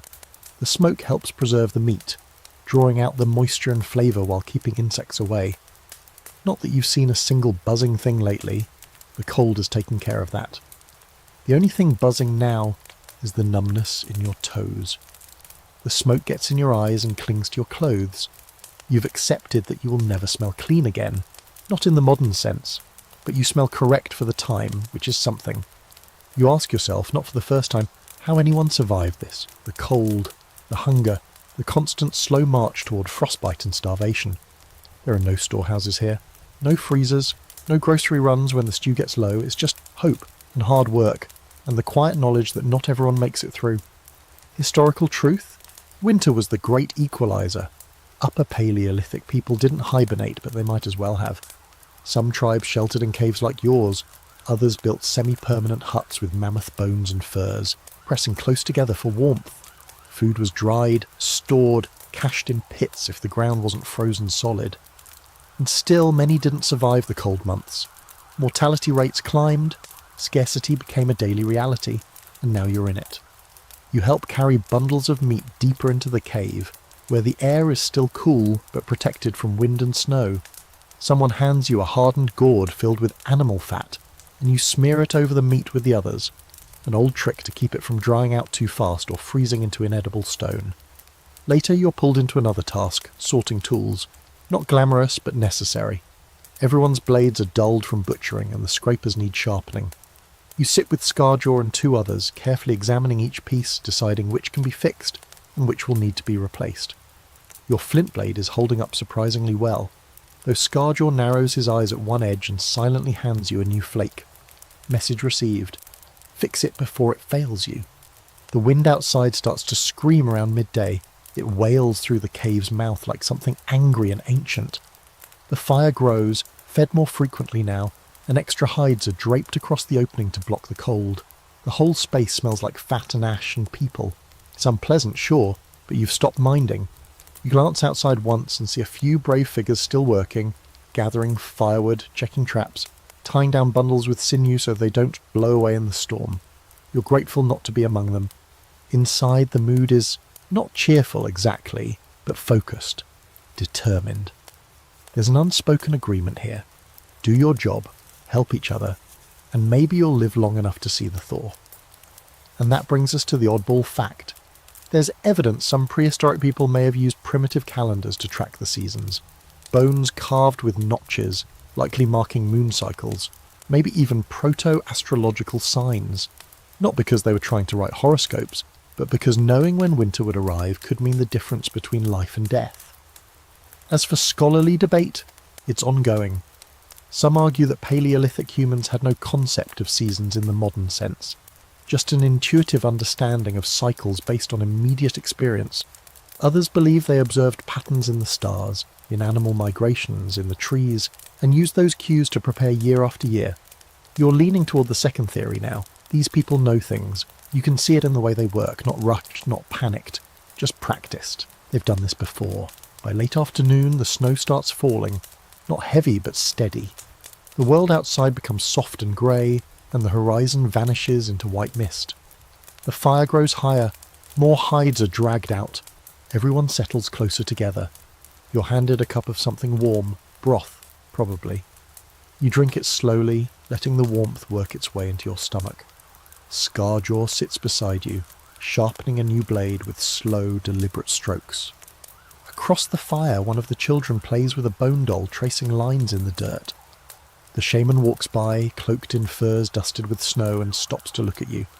They raise a finger, point at the cave walls, then at the fire, then at your chest. You nod. No idea what it means, but the moment feels weighty, so you treat it like it matters. That night you sleep pressed between two others. No room for modesty now, not when every degree of warmth counts. Your robe is stiff from smoke. Your hair smells like everything in the cave. But you're warm. You're alive. And when you wake, hopefully, you will be again. Winter is here, and you are not alone. The air in the cave has taken on a strange texture. Not just cold or smoky, though it's both of those things, but dense. You wake to it pressing against your chest like an extra blanket made of fog and damp soot. Your breath puffs visibly before your face, each exhale lingering a little too long in the air, curling like a hesitant ghost. The fire's already low, barely glowing, and most of the others are still asleep or pretending to be. You shift under the pile of furs and limbs, dislodging one sleepy grunt and a very disapproving foot to the ribs. Eventually, the need for warmth outweighs the need for comfort. You wriggle free of the pile, stiff and shivering, and shuffle to the fire. It's nothing now, just a pile of sleepy embers, faintly pulsing in the ash. You squat down and start adding kindling, coaxing it the way you've seen the others do, layering twigs and dried grass, blowing gently until the coals blink awake. But this morning there's a twist, literally. You're handed a fire drill. The shaman appears, cloaked in the usual theatrical garb, bones, feathers, what might be a bird foot tied into a braid, and sets a wooden bow and spindle in front of you like a challenge. Then they squat beside you, demonstrate once and nod. Your turn. You've seen people do this before. The bow with its sinew string, the spindle pressed vertically into a notch in a flat board. The motion looks simple. Pull the bow back and forth, spinning the spindle rapidly to create friction. Sparks, fire, warmth, survival. Easy, right? Wrong. Very wrong. Your first few attempts are laughable. The spindle wobbles, the bow snags. You nearly drop the entire thing in your lap, which would be the least glamorous way to burn to death in prehistory. The shaman watches silently, unimpressed. You try again, grip tighter, move smoother, focus. Eventually, after blisters have started to form and your arms are trembling, you see it. Smoke, just a thread at first, then a curl, then finally a tiny, delicate ember glowing in the dust like it knows how important it is. You quickly transfer it to the tinder bundle, blowing gently, coaxing it into flame like it's a baby you're trying to lull to sleep. It catches. A small flame, just enough. You look up. The shaman nods, and then walks away without a word. Historical note for your victory lap. Fire drills and hand-spun friction tools like these were widely used during the Paleolithic and beyond. They weren't just survival tools, they were rituals. The creation of fire wasn't guaranteed. It took effort, patience, and technique. The ability to make fire from scratch was revered, even feared. In many cultures, fire starters were seen as spiritually powerful. Quirky fire trivia.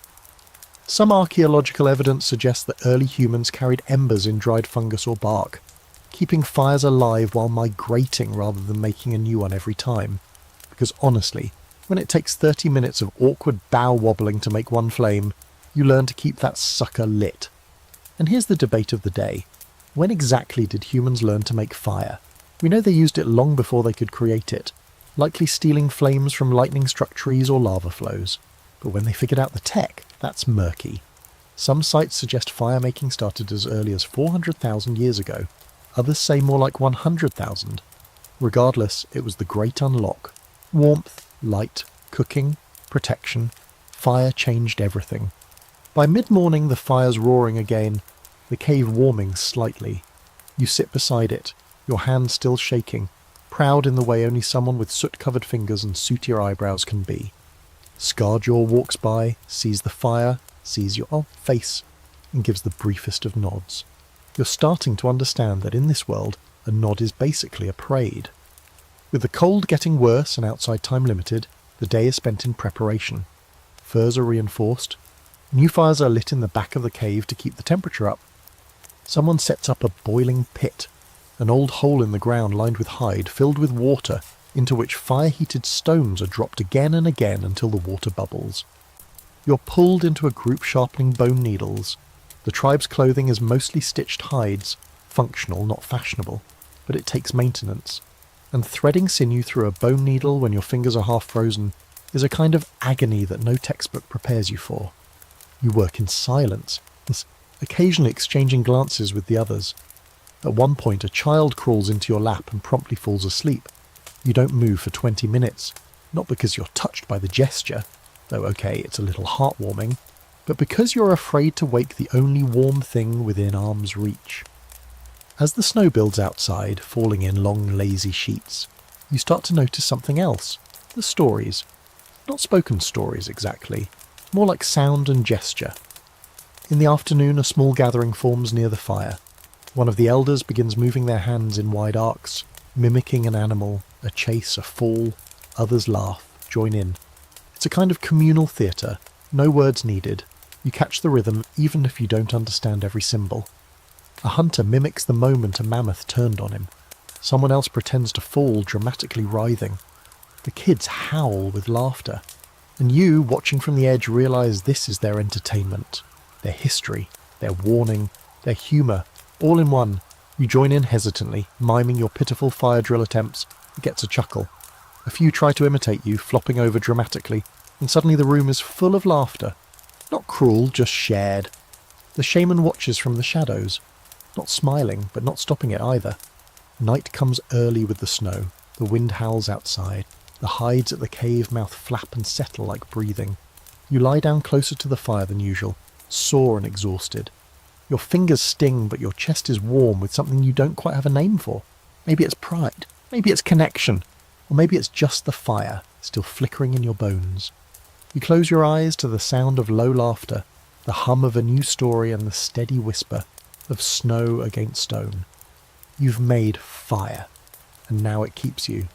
There's a moment, sitting alone near the fire the next day, when it hits you all at once, like a rock falling out of the sky, silent, fast, impossible to dodge.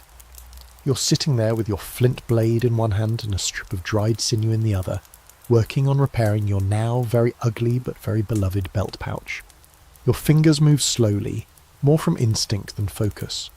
The world around you continues in the usual prehistoric shuffle. People scraping hides, feeding the fire, muttering over cracked bones and unfinished spears, but you're somewhere else entirely. You stop, you blink, and you realise what your brain has been tiptoeing around for days now. You can't remember the sound of your own voice saying your name. You haven't heard anyone say it. You haven't needed it. You haven't needed words at all. Your entire identity, whatever it was before this, has gone quiet. You haven't thought about your phone in a while, or your job, or whether someone out there is wondering what happened to you. You haven't worried about email or social media, or the fact that your last known location is probably listed somewhere under weird missing person who disappeared without a trace. And that's the gut punch. What if you're never going back? Your hand tightens around the strip of sinew. The fire crackles beside you like it doesn't care one way or the other. You stare into it for a while, letting the orange glow soak into your eyes until your vision swims. You suddenly feel like you're floating, untethered, suspended between two worlds, belonging to neither.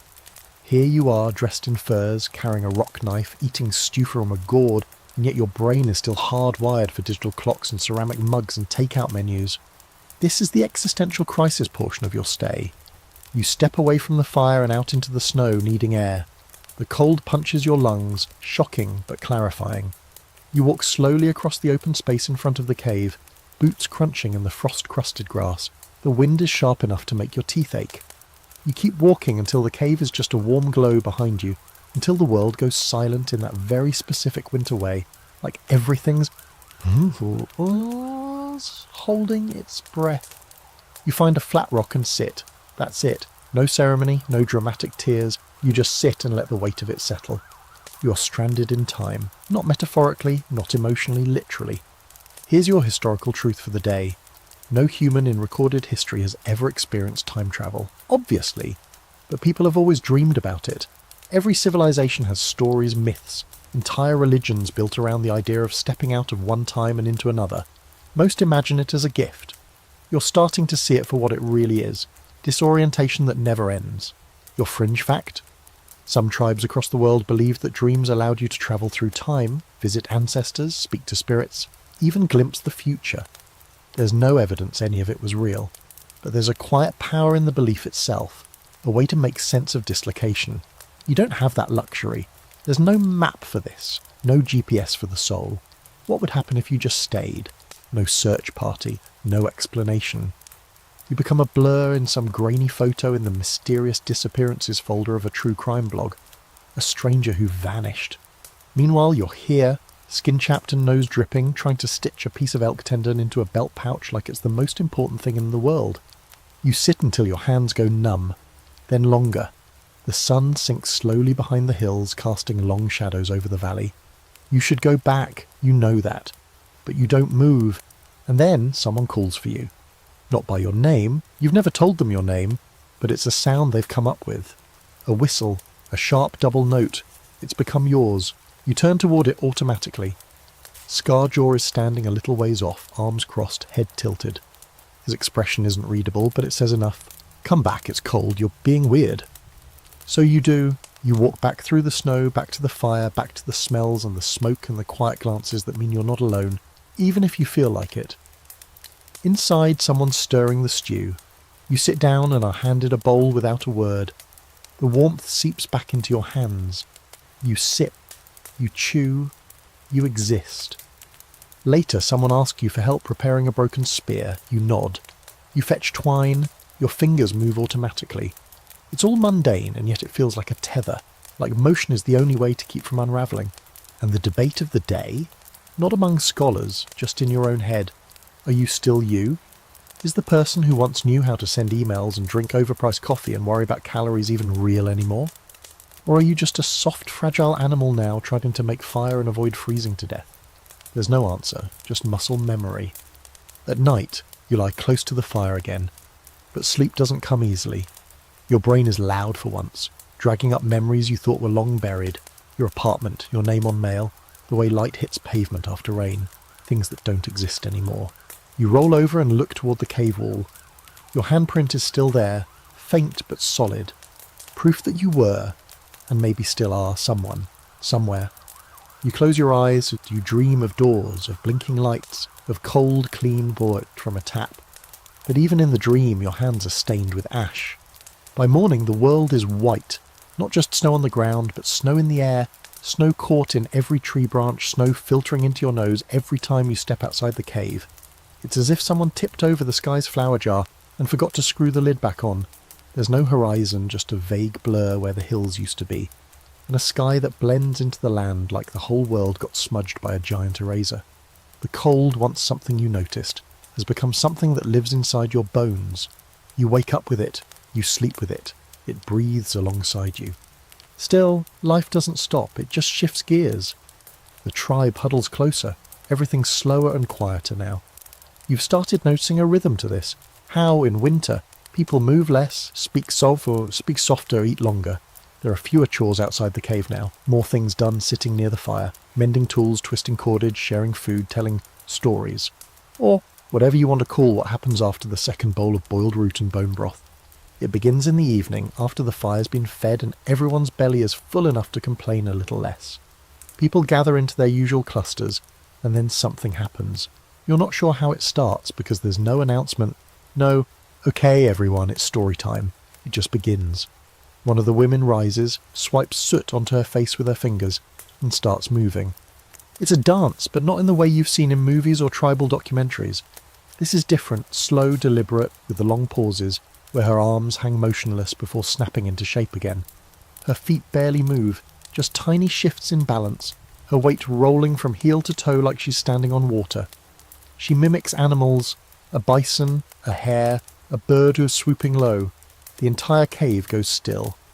Then she speaks, except it's not speech. It's more like vocalization, a pattern of grunts, hums, clicks, and sharp sounds that rise and fall with her movements. You don't understand a single word, but you feel it, the rhythm, the emotion, the meaning. You watch her become the animal she mimics, then the hunter chasing it, then the one who falls, and finally a fire burns between her hands, only imaginary, but everyone sees it anyway. When she finishes, there's no applause, just breath, shared, quiet breath, like everyone exhaled at once. Then someone else steps up, a man this time, with streaks of ash drawn down his arms and across his chest. His story is different, more aggressive. He stomps, growls, snaps his teeth. The children jump and giggle. The elders nod, watching carefully, as if grading the performance. You're sitting cross-legged, wide-eyed, absorbing every detail. No one looks at you like you shouldn't be here. You belong to the circle now. You've entered what you can only describe as a Paleolithic open mic night. Except instead of poetry slams and awkward guitar solos, it's ritual and rhythm and movement that stretches back farther than memory. Historical interlude. This kind of storytelling was likely the backbone of culture in the Upper Paleolithic. Before written language, before symbols carved in stone, there were bodies and sounds and firelight. Oral traditions, songs, dances, performances, carried knowledge, taught survival, preserved memory. These weren't hobbies. They were the archive, the museum, the classroom, and your quirky tidbit. In some caves, evidence suggests performances like this were designed for sound. The best spots for echo, tight alcoves or dome chambers, were used to amplify voices, footsteps, even drum beats on stone. These weren't just natural shelters, they were acoustic theatres. You lean forward, trying to take it all in. Someone places a hand on your shoulder. It's the boy, the Neanderthal child, or at least that's how you still think of him, even though his group left days ago.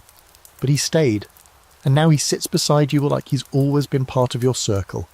He hums along with the next performance, low and steady, eyes glowing in the firelight. When the next story ends, there's a pause, a moment of silence. Then, terrifyingly, eyes shift to you. Someone gestures. Go on. You shake your head, laugh awkwardly. No way. But then the shaman tilts their chin at you, slow and deliberate, and you realise this isn't a joke.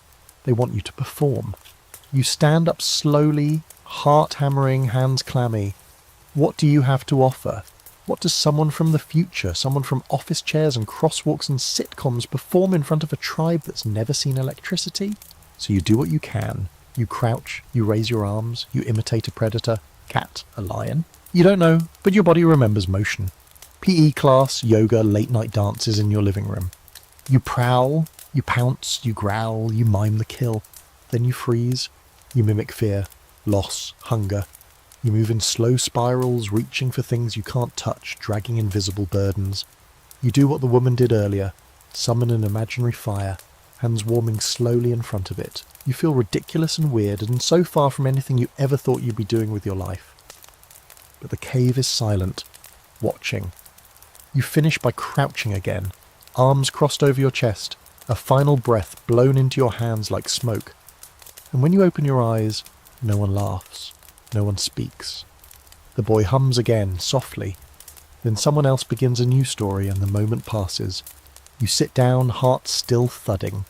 Scarjaw passes you a piece of bark with a smear of fat and berries. It's not applause, but it's acknowledgement, and it's enough. Later, you lie back beside the fire, still buzzing from the performance. The wind howls outside, but inside the cave it's warm with story, the air thick with breath and memory. You stare at the painted bison on the wall and wonder what stories they watched, what dances moved in their presence. You're not just surviving anymore, you're participating, and maybe, just maybe, you're starting to leave your own shape in the world. There's a scratching sound near the cave mouth, something light and rhythmic, not quite alarming, but persistent enough to wake you early. You shift under your hide, blinking blearily, hoping it's just the wind. It's not. Someone's moving outside, quick feet on snow, a shuffle, then a muffled whine. The fire beside you is still glowing softly, but the others are slow to rise. Winter has turned everyone sluggish. Even Scarjaw hasn't rolled over yet.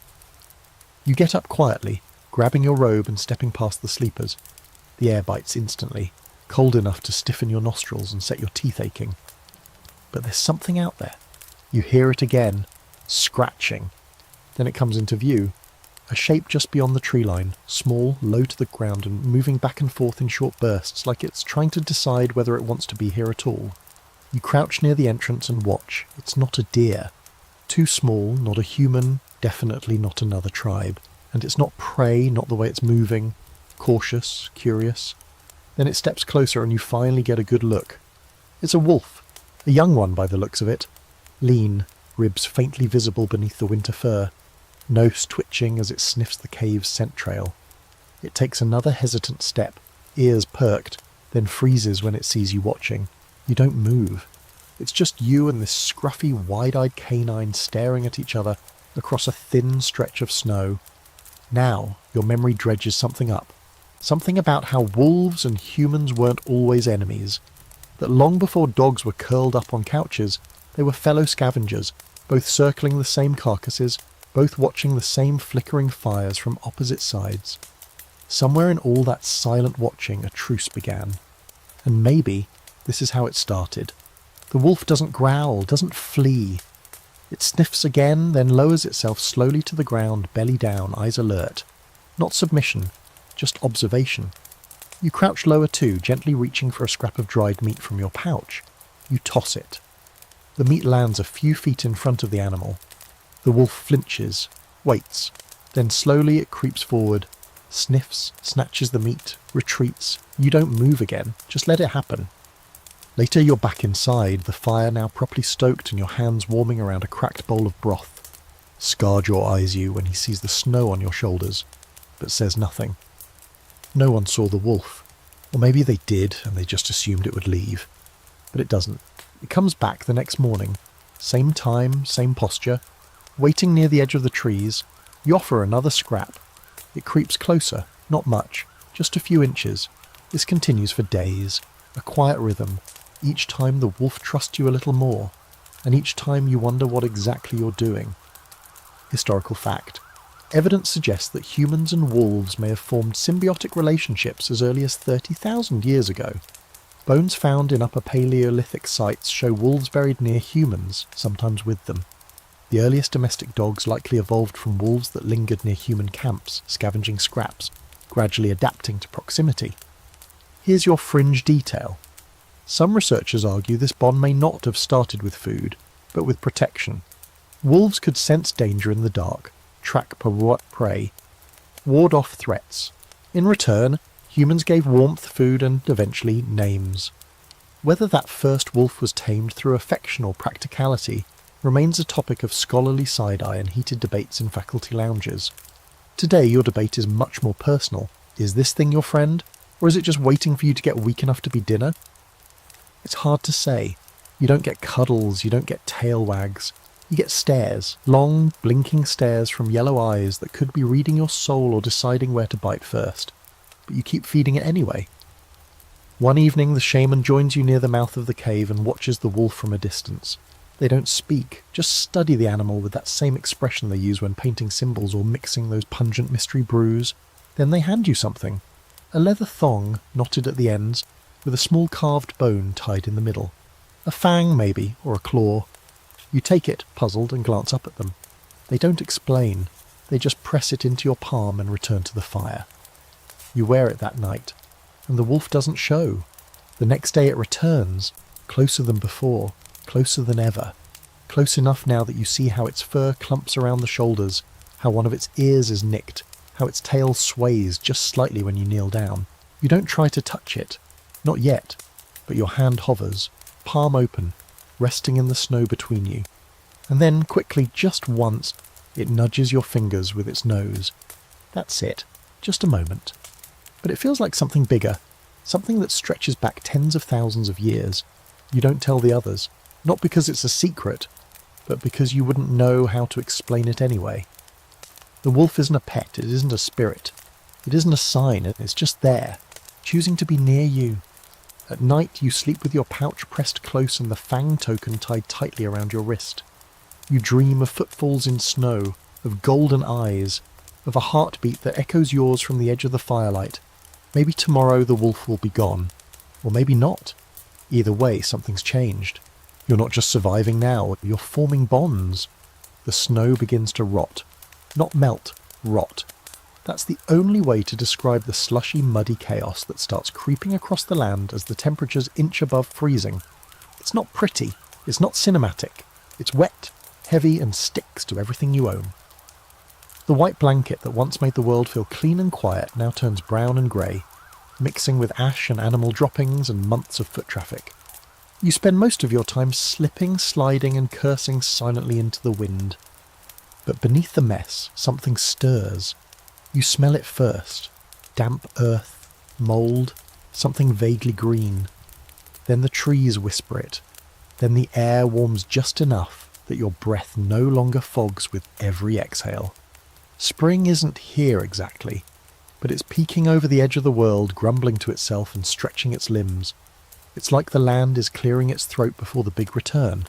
The cave shifts with it. People move differently now, less hunched, less huddled. There's talk in gestures and sounds of animals moving again, of fish returning to the streams, of migration. Scarjaw starts checking and rechecking the hunting spears. One of the women sharpens an axe stone until her fingers bleed. The restlessness is contagious. You catch it too. You wake earlier, move faster, feel your joints ache a little less with each passing day. Your hands have grown used to stone tools, your legs to rough terrain. Even your sense of smell, dulled for most of your life, now recognises things like drying meat turned fat coming rain. You're no longer just surviving here, you're adapting. One morning, while fetching water from the half-frozen stream, you see your reflection. And it's jarring. Not because it's shocking, but because it isn't. You don't look like your old self. The features are still there, sure. Eyes, mouth, all that. But they're wrapped in someone new, someone leaner, rougher. You haven't shaved. You haven't washed properly. Your robe is stained with life and death. Your eyes seem deeper. Tired, yes, but aware. Settled. And when you smile, because you do, it's real. Not perfect, but honest. Back in the cave, the rituals start again. The shaman moves with more purpose now. No more midwinter humming sessions. Now they paint. They draw symbols in charcoal and ochre, not just on the cave wall, but on people. Hands, foreheads, chests. You get a spiral over your heart smudged with animal fat to keep it from fading too quickly. You're not told what it means, but no one else gets the same one, and that for some reason rattles you more than it should. A day later, you're woken early by Scarjaw. He doesn't say anything, just gestures. Come with me. You throw on your robe and boots, grab your belt and knife and follow. He leads you into the woods, past the stream, into the thinning trees. The world is wet and quiet. No birds yet, no insects. Just branches cracking underfoot and your breath catching in your throat as you realise this is the first time in months you've left the cave without a full party. He walks fast, purposefully. You follow like a dog on a leash, half terrified, half exhilarated. Then he stops, points, and you see it. A clearing, not much, just a flat space ringed by stones. In the centre, bones, scattered, old, picked clean, arranged in strange arcs, like ribs emerging from the earth. The place has a presence, like something was here once and left its breath behind. Scarjaw kneels beside a rock. He pulls something from his satchel. It's a jawbone, clean, carved with notches. He places it carefully on the stone and steps back. You don't ask, you don't speak, you just watch. He points to the ground, you kneel too, and for a long time you both just sit there in silence, facing the bones, the wind brushing your face like fingers. This is sacred ground. You know it without needing to be told. Here's your historical fact. Burial sites from the Upper Paleolithic suggest an evolving sense of ceremony. People buried their dead with tools, ornaments, sometimes even animal companions. Graves were often revisited, maintained, treated as living places of memory rather than final resting spots. And now your fringe fact. Some skeletons have been found with red ochre sprinkled over the body, a pigment often linked to blood, rebirth or transformation. Scholars still argue over its meaning. Ritual, art, medicine, maybe all three, maybe something else entirely. Scarjaw pulls a hide from his bag, unwraps it, and hands you what's inside, a small bundle of feathers bound together with sinew. You take it. There's no ceremony, no speech, just a look that says, leave it here, say nothing. But remember, you press the bundle into a nook between the stones. It feels right. Like adding a note to a song that's been playing longer than you've been alive. On the walk back, Scarjaw doesn't speak, but once you near the cave again, he places his hand on your shoulder. Brief, heavy, then gone. That night the wolf returns. It curls closer than before, just a few feet away near your sleeping spot. Its eyes reflect the firelight like molten coins. You don't touch it, but when you lie down you feel safer than you did the night before. The days pass, the snow thins. One morning you hear birdsong, actual birdsong, and that's when you know the season is turning. The cave begins to breathe again, not just to survive, but to live. Children run more, people sing more. Laughter returns in longer bursts. You sit by the fire, sharpening your blade, the wolf at your feet, and think, maybe you're not going back. Maybe that's not a tragedy anymore. You wake to the sound of dripping, not the ominous kind like blood or something cinematic and tragic, just water. Sweet, regular, totally unremarkable water. But it's dripping from the cave roof, splashing into shallow puddles that have formed in the cracks of the stone. You roll onto your side and listen to it for a while, and the more you hear, the more your chest tightens with a strange kind of joy. That sound means thaw. That sound means winter is finally truly retreating, and the cave knows it. Everyone's moving like they've been shaken awake from some long, soggy dream. You spot one of the women scraping the final bits of winter fat from a mammoth hide, tossing the refuse aside like she's already thinking about fresh kills. The kids are louder. Their game's more chaotic. They dash around the cave with small sticks and shout strange half-formed stories that make no sense to you, but seem incredibly important to them. Scarjaw is sharpening tools again, like always, but now he's doing it outside the cave mouth, on a flat stone that's finally dry enough to sit on. You follow him out, Kumtimal, blinking into the sunlight. Real sunlight. It's weak, watery, and gives off the kind of heat you barely feel on your skin, but it's light. You squint up into it and wonder when the last time of the was that you saw the sun so clearly. It might have been, 3-4 months ago? Time's collapsed into one long, smoked-out season. Today the cave empties. It doesn't happen all at once, but by midday you realise more than half of the people have gone. Small hunting and foraging groups leave in waves, carrying tools, baskets and slings. You're sent with one of them, not because you're particularly good at anything, but because you've proven you're not a complete liability anymore. You join a group of 5 heading east into the thinning forest. There's a sense of anticipation, even excitement. Everyone is sniffing the air, watching the ground, scanning the trees for all signs of life. You try to do the same, pretending like you know what you're looking for, but mostly you just copy what the others do. And eventually you find tracks. Deer, probably. Maybe something smaller. The oldest man in your group crouches beside a patch of wet earth and grunts, pointing at the split hoof prints. He touches the track, sniffs the wind, then gestures. You all follow. The walk is long and uneven. Your legs ache from wading through cold puddles and half-melted snow. But eventually you come upon a clearing, soft with new grass and buzzing, faintly with the sound of insects. Insects, the first in ages. And in the clearing, a deer. Small, thin, nibbling on the edge of a bush, oblivious. You don't speak. No one does. Everyone moves like shadows. One hunter readies a spear, fingers tight, breath held. Then, whoomp! It's done in seconds. The deer jumps, stumbles, collapses. There's a rush of movement, a second spear, a shout, and then silence. When you approach, the others are already working. They slit the throat. Let the blood spill into the earth. Say nothing. There's reverence here. Not dramatic or ceremonial, just quiet respect. Food is life, and life always comes from something else dying. That truth is everywhere here. No skimming it. You're handed a knife and told to help. You've never skinned anything before, and you're pretty sure you do a bad job of it. But no one scolds you. They just show you the right angles, the proper tension, the way to work the blade so you're peeling the hide, not hacking it. It's messy, sure, but it's not grotesque, it's purposeful. And then there's the meat. Carefully cut, divided, packed in hide sacks. Nothing wasted. The bones are cleaned, the organs sorted, some bits will go back fresh, others will be smoked, a few are eaten on the spot. You try a bit of the liver, still warm, handed to you by one of the hunters. It tastes metallic, earthy, not bad, just real. Historical moment. Seasonal hunting was critical to Upper Paleolithic survival. Tribes moved with the animals, following migrations, adapting to new growth cycles, reading the land.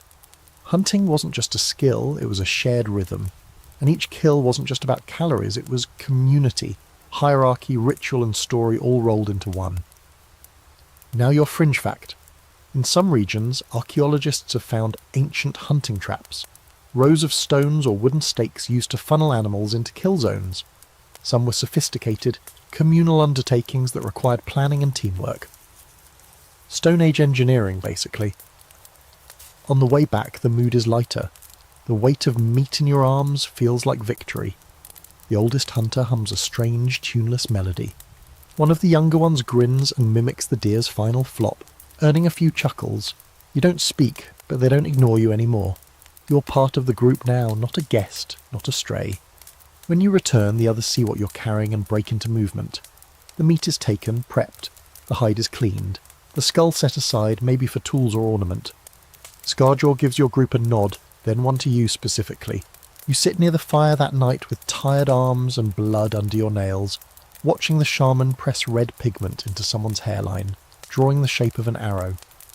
You feel changed, not just from the hunt, but from how natural it felt. As if your old self, the one who used to order sandwiches online and complain about morning meetings, was the costume. And this is what's underneath. You don't dream that night, just sleep, deep and unbroken. And when you wake up, the wolf is curled at your feet. Its fur is warm, and you don't question it. The days grow longer, unmistakably so.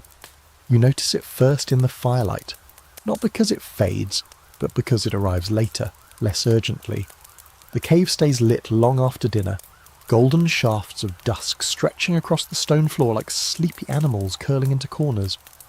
People linger more now, less hunched against the dark, talking in low murmurs or humming tuneless songs while they patch up gear. Even the smoke seems lighter these days, rising lazily toward the ceiling, instead of clinging to everything like a warning. The shaman begins painting again. You watch as they grind ochre into fine powder, mixing it with water and animal fat, stirring it with something that looks suspiciously like a rib bone. This time the wall near the back of the cave becomes their canvas.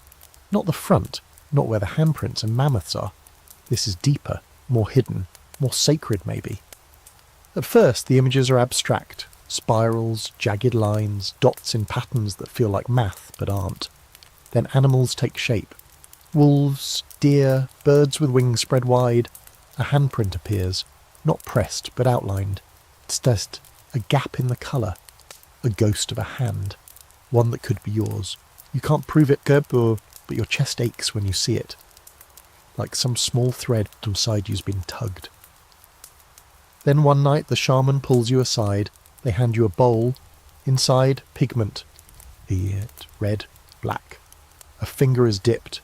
Your hand is taken, then guided, slowly, deliberately, to the wall. You press your palm into the surface and they smear the paint around it, just like the others. You pull away. There's your hand, on a cave wall that hasn't seen the sun for tens of thousands of years. You stare at it, heart thudding. You're part of the story now. It's surreal. Back in your old life, you were a ghost on the internet, a username, an icon. Now, your handprint is literal, permanent. Unless the cave collapses or the earth explodes, some future archaeologist might find that print and think, this was someone. Here's your historical anchor. Cave paintings like these, especially those in places like Chauvet and Lascaux, date back 30,000 to 40,000 years. They're not random doodles.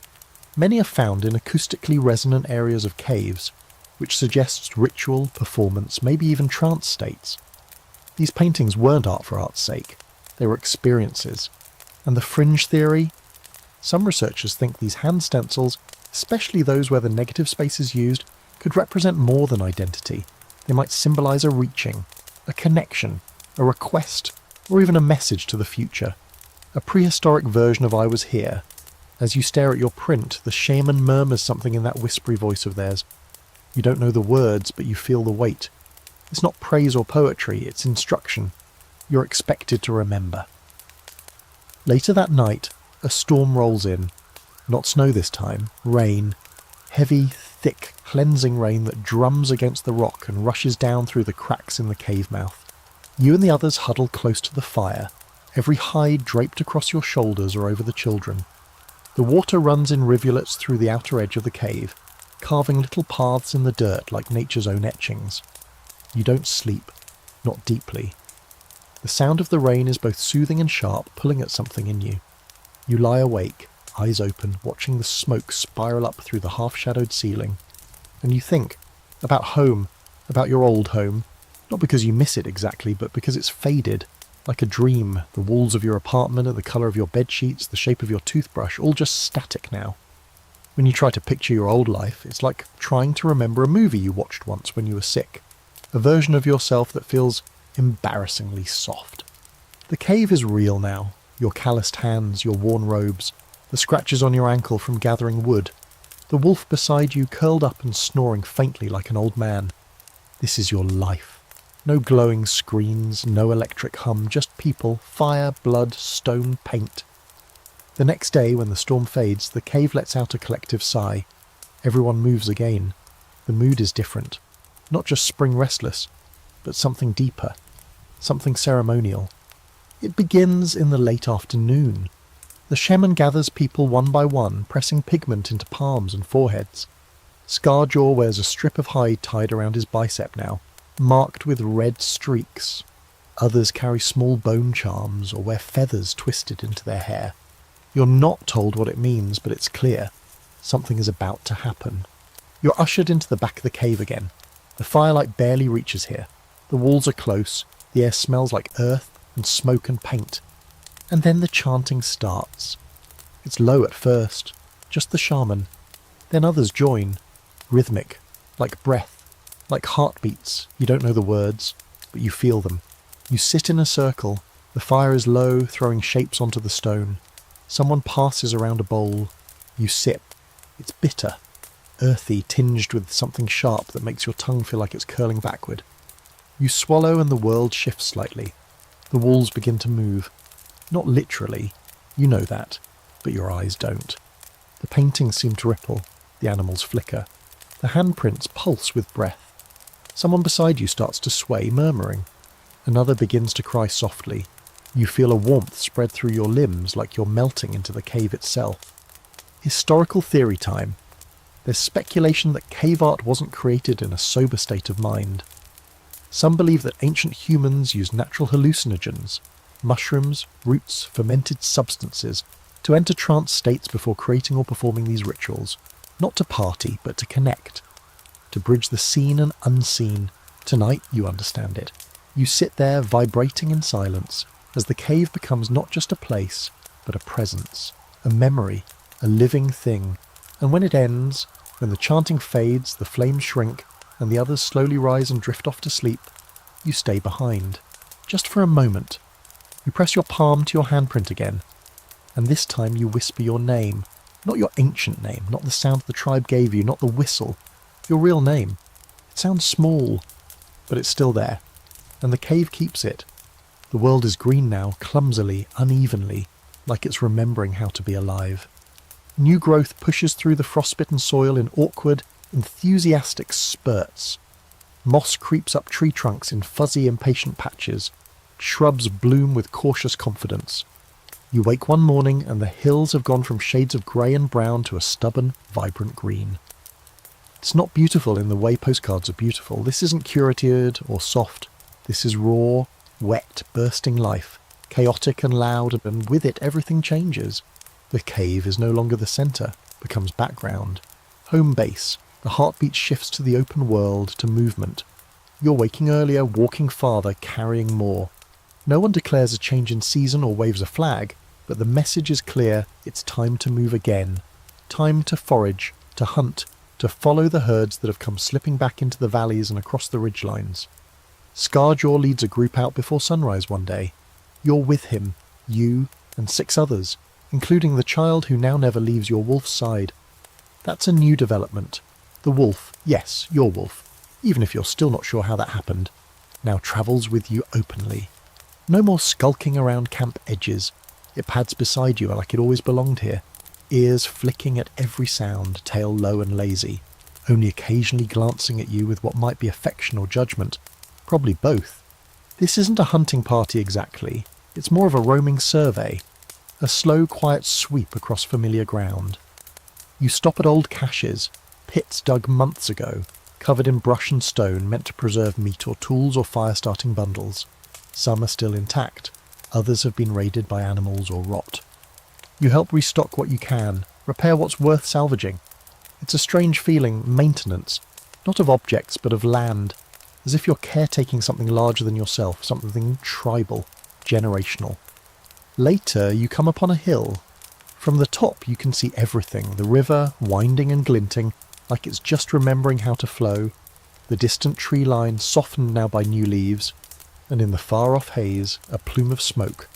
Another group, maybe one of your own, maybe not. Scarjaw watches the smoke for a long time. He doesn't move, doesn't blink, just watches. You do the same. He doesn't speak, but you can feel the weight of the question, friend or stranger. You don't find out, or not today. He turns and moves on and you follow. By evening you settle in a small clearing. There's a fire, a modest one, just enough for cooking and warmth. The others speak softly, sharing observations, trails seen, scat identified, signs of India movement. You nod like you understand it all. Some of it you actually do. You sleep curled in your robe, the wolf pressed behind your legs like a breathing pillow, the child nestled against your side already snoring gently. The air smells like damp grass and old ash. Here's your historical nugget. Spring and early summer were crucial for Paleolithic survival, not just for resources, but for connection. Tribes that had spent winter in isolation often met during these months. They exchanged goods, partners, stories, formed alliances, renewed ties. You're beginning to suspect you're heading toward one of those meetings. Now for your fringe detail. Some sites suggest that musical instruments, simple flutes made from bird bones, were played during these gatherings. Rhythms passed down without writing, shared only through breath and memory. Music was more than entertainment. It was identity, a way to announce we are here and we are still us. You wake in the middle of the night to a sound, soft, high, rhythmic, not dangerous, just strange. Someone is playing a flute. You sit up slowly, careful not to disturb the child or the wolf. Across the fire, one of the women sits with her back to you, blowing into a long, thin bone. The sound is haunting, lonely but beautiful, like the wind is singing back to itself. She doesn't acknowledge you, just keeps playing, her fingers moving slowly over the holes. It's not a song, not in the structured way you'd think of one, more like a story being told sideways. You lie back down, staring up at the stars between the trees. They're so bright out here, so there. You can't remember the last time you looked at stars back home. Your real home, if that word still applies. The city's sky was always washed out, dulled by light pollution and deadlines. These stars, though, they don't blink politely, they blaze, and for a second you feel dizzy just looking at them, like you might fall into the sky. In the morning, Scarjaw leads you to a narrow valley. There you find them, deer, dozens of them, grazing in the new grass, ears twitching, tails flicking. They don't see you yet. You and the others crouch in the brush, breath held. No one throws a spear? Not yet. This isn't a kill, it's a confirmation you found the herd. Scarjaw gives a satisfied grunt. One of the others marks a tree with a stone. The child laughs quietly, and the wolf watches the deer with mild interest, like it knows better than to chase something it won't catch today. You return to camp that night, muscles aching, but spirits high. There's stew waiting, actual stew with roots and meat and something vaguely spicy that makes your nose run. You sit around the fire with everyone else, and for once, you don't feel like a visitor. You don't feel like an imposter. You're just you, in this moment, in this tribe, with dirt under your nails and ash in your hair and a new scar forming on your forearm where you scraped against a flint shard earlier. You eat. You laugh once, out loud. It surprises even you. And as the stars rise again, the flute returns. But this time it doesn't sound lonely. It sounds like home. You know it's the last night before you even hear anyone say it. There's something in the air, thicker than smoke, heavier than the usual sleepy quiet that follows a long day. People move like they have already started saying goodbye, even if no one's going anywhere just yet. Packs are checked. Tools are tied down, extra food is shared. Fires are fed, not for warmth tonight, but for ceremony, for meaning. Even the shaman looks different, dressed in more feathers than usual, face painted with new lines that gleam darkly in the firelight, as if the soot itself has weight. You sit near the centre of it all, your robe stiff with ash and grease, your legs sore from walking, your hands calloused and brown from weeks of hunting and scraping and fire feeding. You've earned every blister, every smudge. Even your scars feel like something more now, like marks of passage. No one says the words, but you know what this is. Tomorrow your group will move on. Not just another small hunt or forage sweep migration, the real kind. The kind that takes weeks. You've been hearing whispers in body language for days now. Scarjaw gesturing toward the horizon, the shaman murmuring over a pile of ochre and flint, people packing bundles too tightly to be for a day trip. And the wolf? The wolf knows too. It's pacing tonight. Not anxiously, just alert, scanning the cave's mouth with the eyes that have already seen what lies beyond. It knows the trails ahead. You wonder how far it'll go with you. At sunset, the stories begin. Not the goofy kind from winter, where someone pretends to fall in a mammoth hole and gets mock scolded by the elders. These are different, slower, heavier. One woman paints lines across her arms and tells the story of a fire that walked like a man. Another traces circles in the dirt while humming about a spirit that lives inside the rain. Then Scarjaw stands up, and you've never seen him do this before. He doesn't speak at first, just walks toward the fire, stoops and lifts a charred branch. He holds it in one hand and makes 3 short movements, slashes through the air, symbols maybe, or just motions everyone else understands. Then he points to the stars, one specific cluster, shimmering just above the cave mouth. He makes the shape again. Then he looks at you, everyone does, and you realise with a slow chill down your spine that this part is about you. Scarjaw steps back. The shaman steps forward. They speak, not in that strange whispering language they use during healing, but clearly, like they want you to understand, you don't. Not the words, but the intent is unmistakable. You've been marked, accepted, changed. Whatever you were before, lost, time traveller, cave trespasser, glorified deer chaser, you're not that anymore. You're part of the circle now, not just tolerated, included, maybe even claimed. The shaman steps closer and presses something into your hand. It's a tooth. Not human, not wolf. Something bigger. You turn it over. A hole is bored through the top, smooth and perfect. A pendant. A symbol, your symbol. No one claps, no one cheers. But the moment is louder than all of that. Here's your final historical thread to pull. Archaeological sites have unearthed carved amulets, teeth, shells, bones, worn as symbols of status, identity and belonging. Sometimes decorated, sometimes left plain, often found buried with their wearers. These weren't just fashion, they meant you belonged somewhere. Fringe theory. Some anthropologists believe that when people wore these items, they weren't just carrying a symbol. They were connecting to the object's spirit, a part of the animal, a part of the earth. A quiet pact between species. You look across the fire, the wolf meets your eyes. Maybe that theory isn't so fringe after all. The night deepens, someone drums, not with an instrument, but with their palms against a hollow log, slow and even, a rhythm like breath, like footsteps, like the path ahead already being walked. You sit back, the pendant clenched in your fist, and listen, and then you dream. But it's not your usual sleep dream. It feels bigger, older. You walk through the deep cave again, only now the walls pulse with light. Not from fire, but from within the rock itself. The handprints glow, yours glows brightest. The wolf walks beside you, but it's larger, almost human-shaped in the shoulders. You're barefoot. The floor is soft. You walk through the cave, then out into stars, and then you wake up. It's not yet dawn, but everyone is moving. Quiet, efficient motion. Packs slung. Fire doused. Children lifted onto shoulders. You do the same.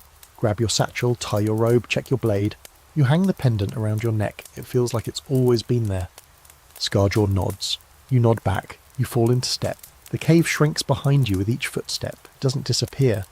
It just becomes something you carry now, instead of something you live inside. A memory, a shape in your spine. You pass the trees, the stones, the bones. The painted walls fade, the sky brightens. The wolf walks ahead, the child laughs. You breathe in spring and walk forward. You don't know what's next, but you're ready. So here you are, standing at the edge of a valley that stretches so wide it makes the sky feel like it's been peeled open. The wind carries the smell of new grass and river water, and the morning sun hits your face in a way that makes you squint and smile without meaning to. You've walked far, days now, with the others, through fields where giant birds nest in the reeds and forests that creak with unseen animals. The cave is long behind you, the one that held your first fire, your first shared meal, your first muddy, awkward dances in the dark. You still wear the tooth around your neck, still carry the flint blade on your belt, but your hands aren't clumsy anymore. They're worn in, skilled, familiar with the work. The calluses are real, so is the strength in your legs. You used to wince at every splinter, every scratch. Now you barely notice. The wolf still walks nearby. It doesn't follow you anymore. It walks with you. That feels important. You look at the others, the tribe you never asked for, never planned to know, and now can't imagine losing, and realise something. The world you left behind may never come back. But this one? You belong to it now, not just as a ghost or a time-lost observer, but as a thread in the pattern, a handprint on the wall. So wherever you are tonight, maybe curled up under blankets in a soft bed, maybe listening with earbuds under a dark ceiling, take a breath. Let the noise of the world fade. Let the cave grow quiet. Let the fire die down, gentle and low, and sleep, traveller. You've earned it.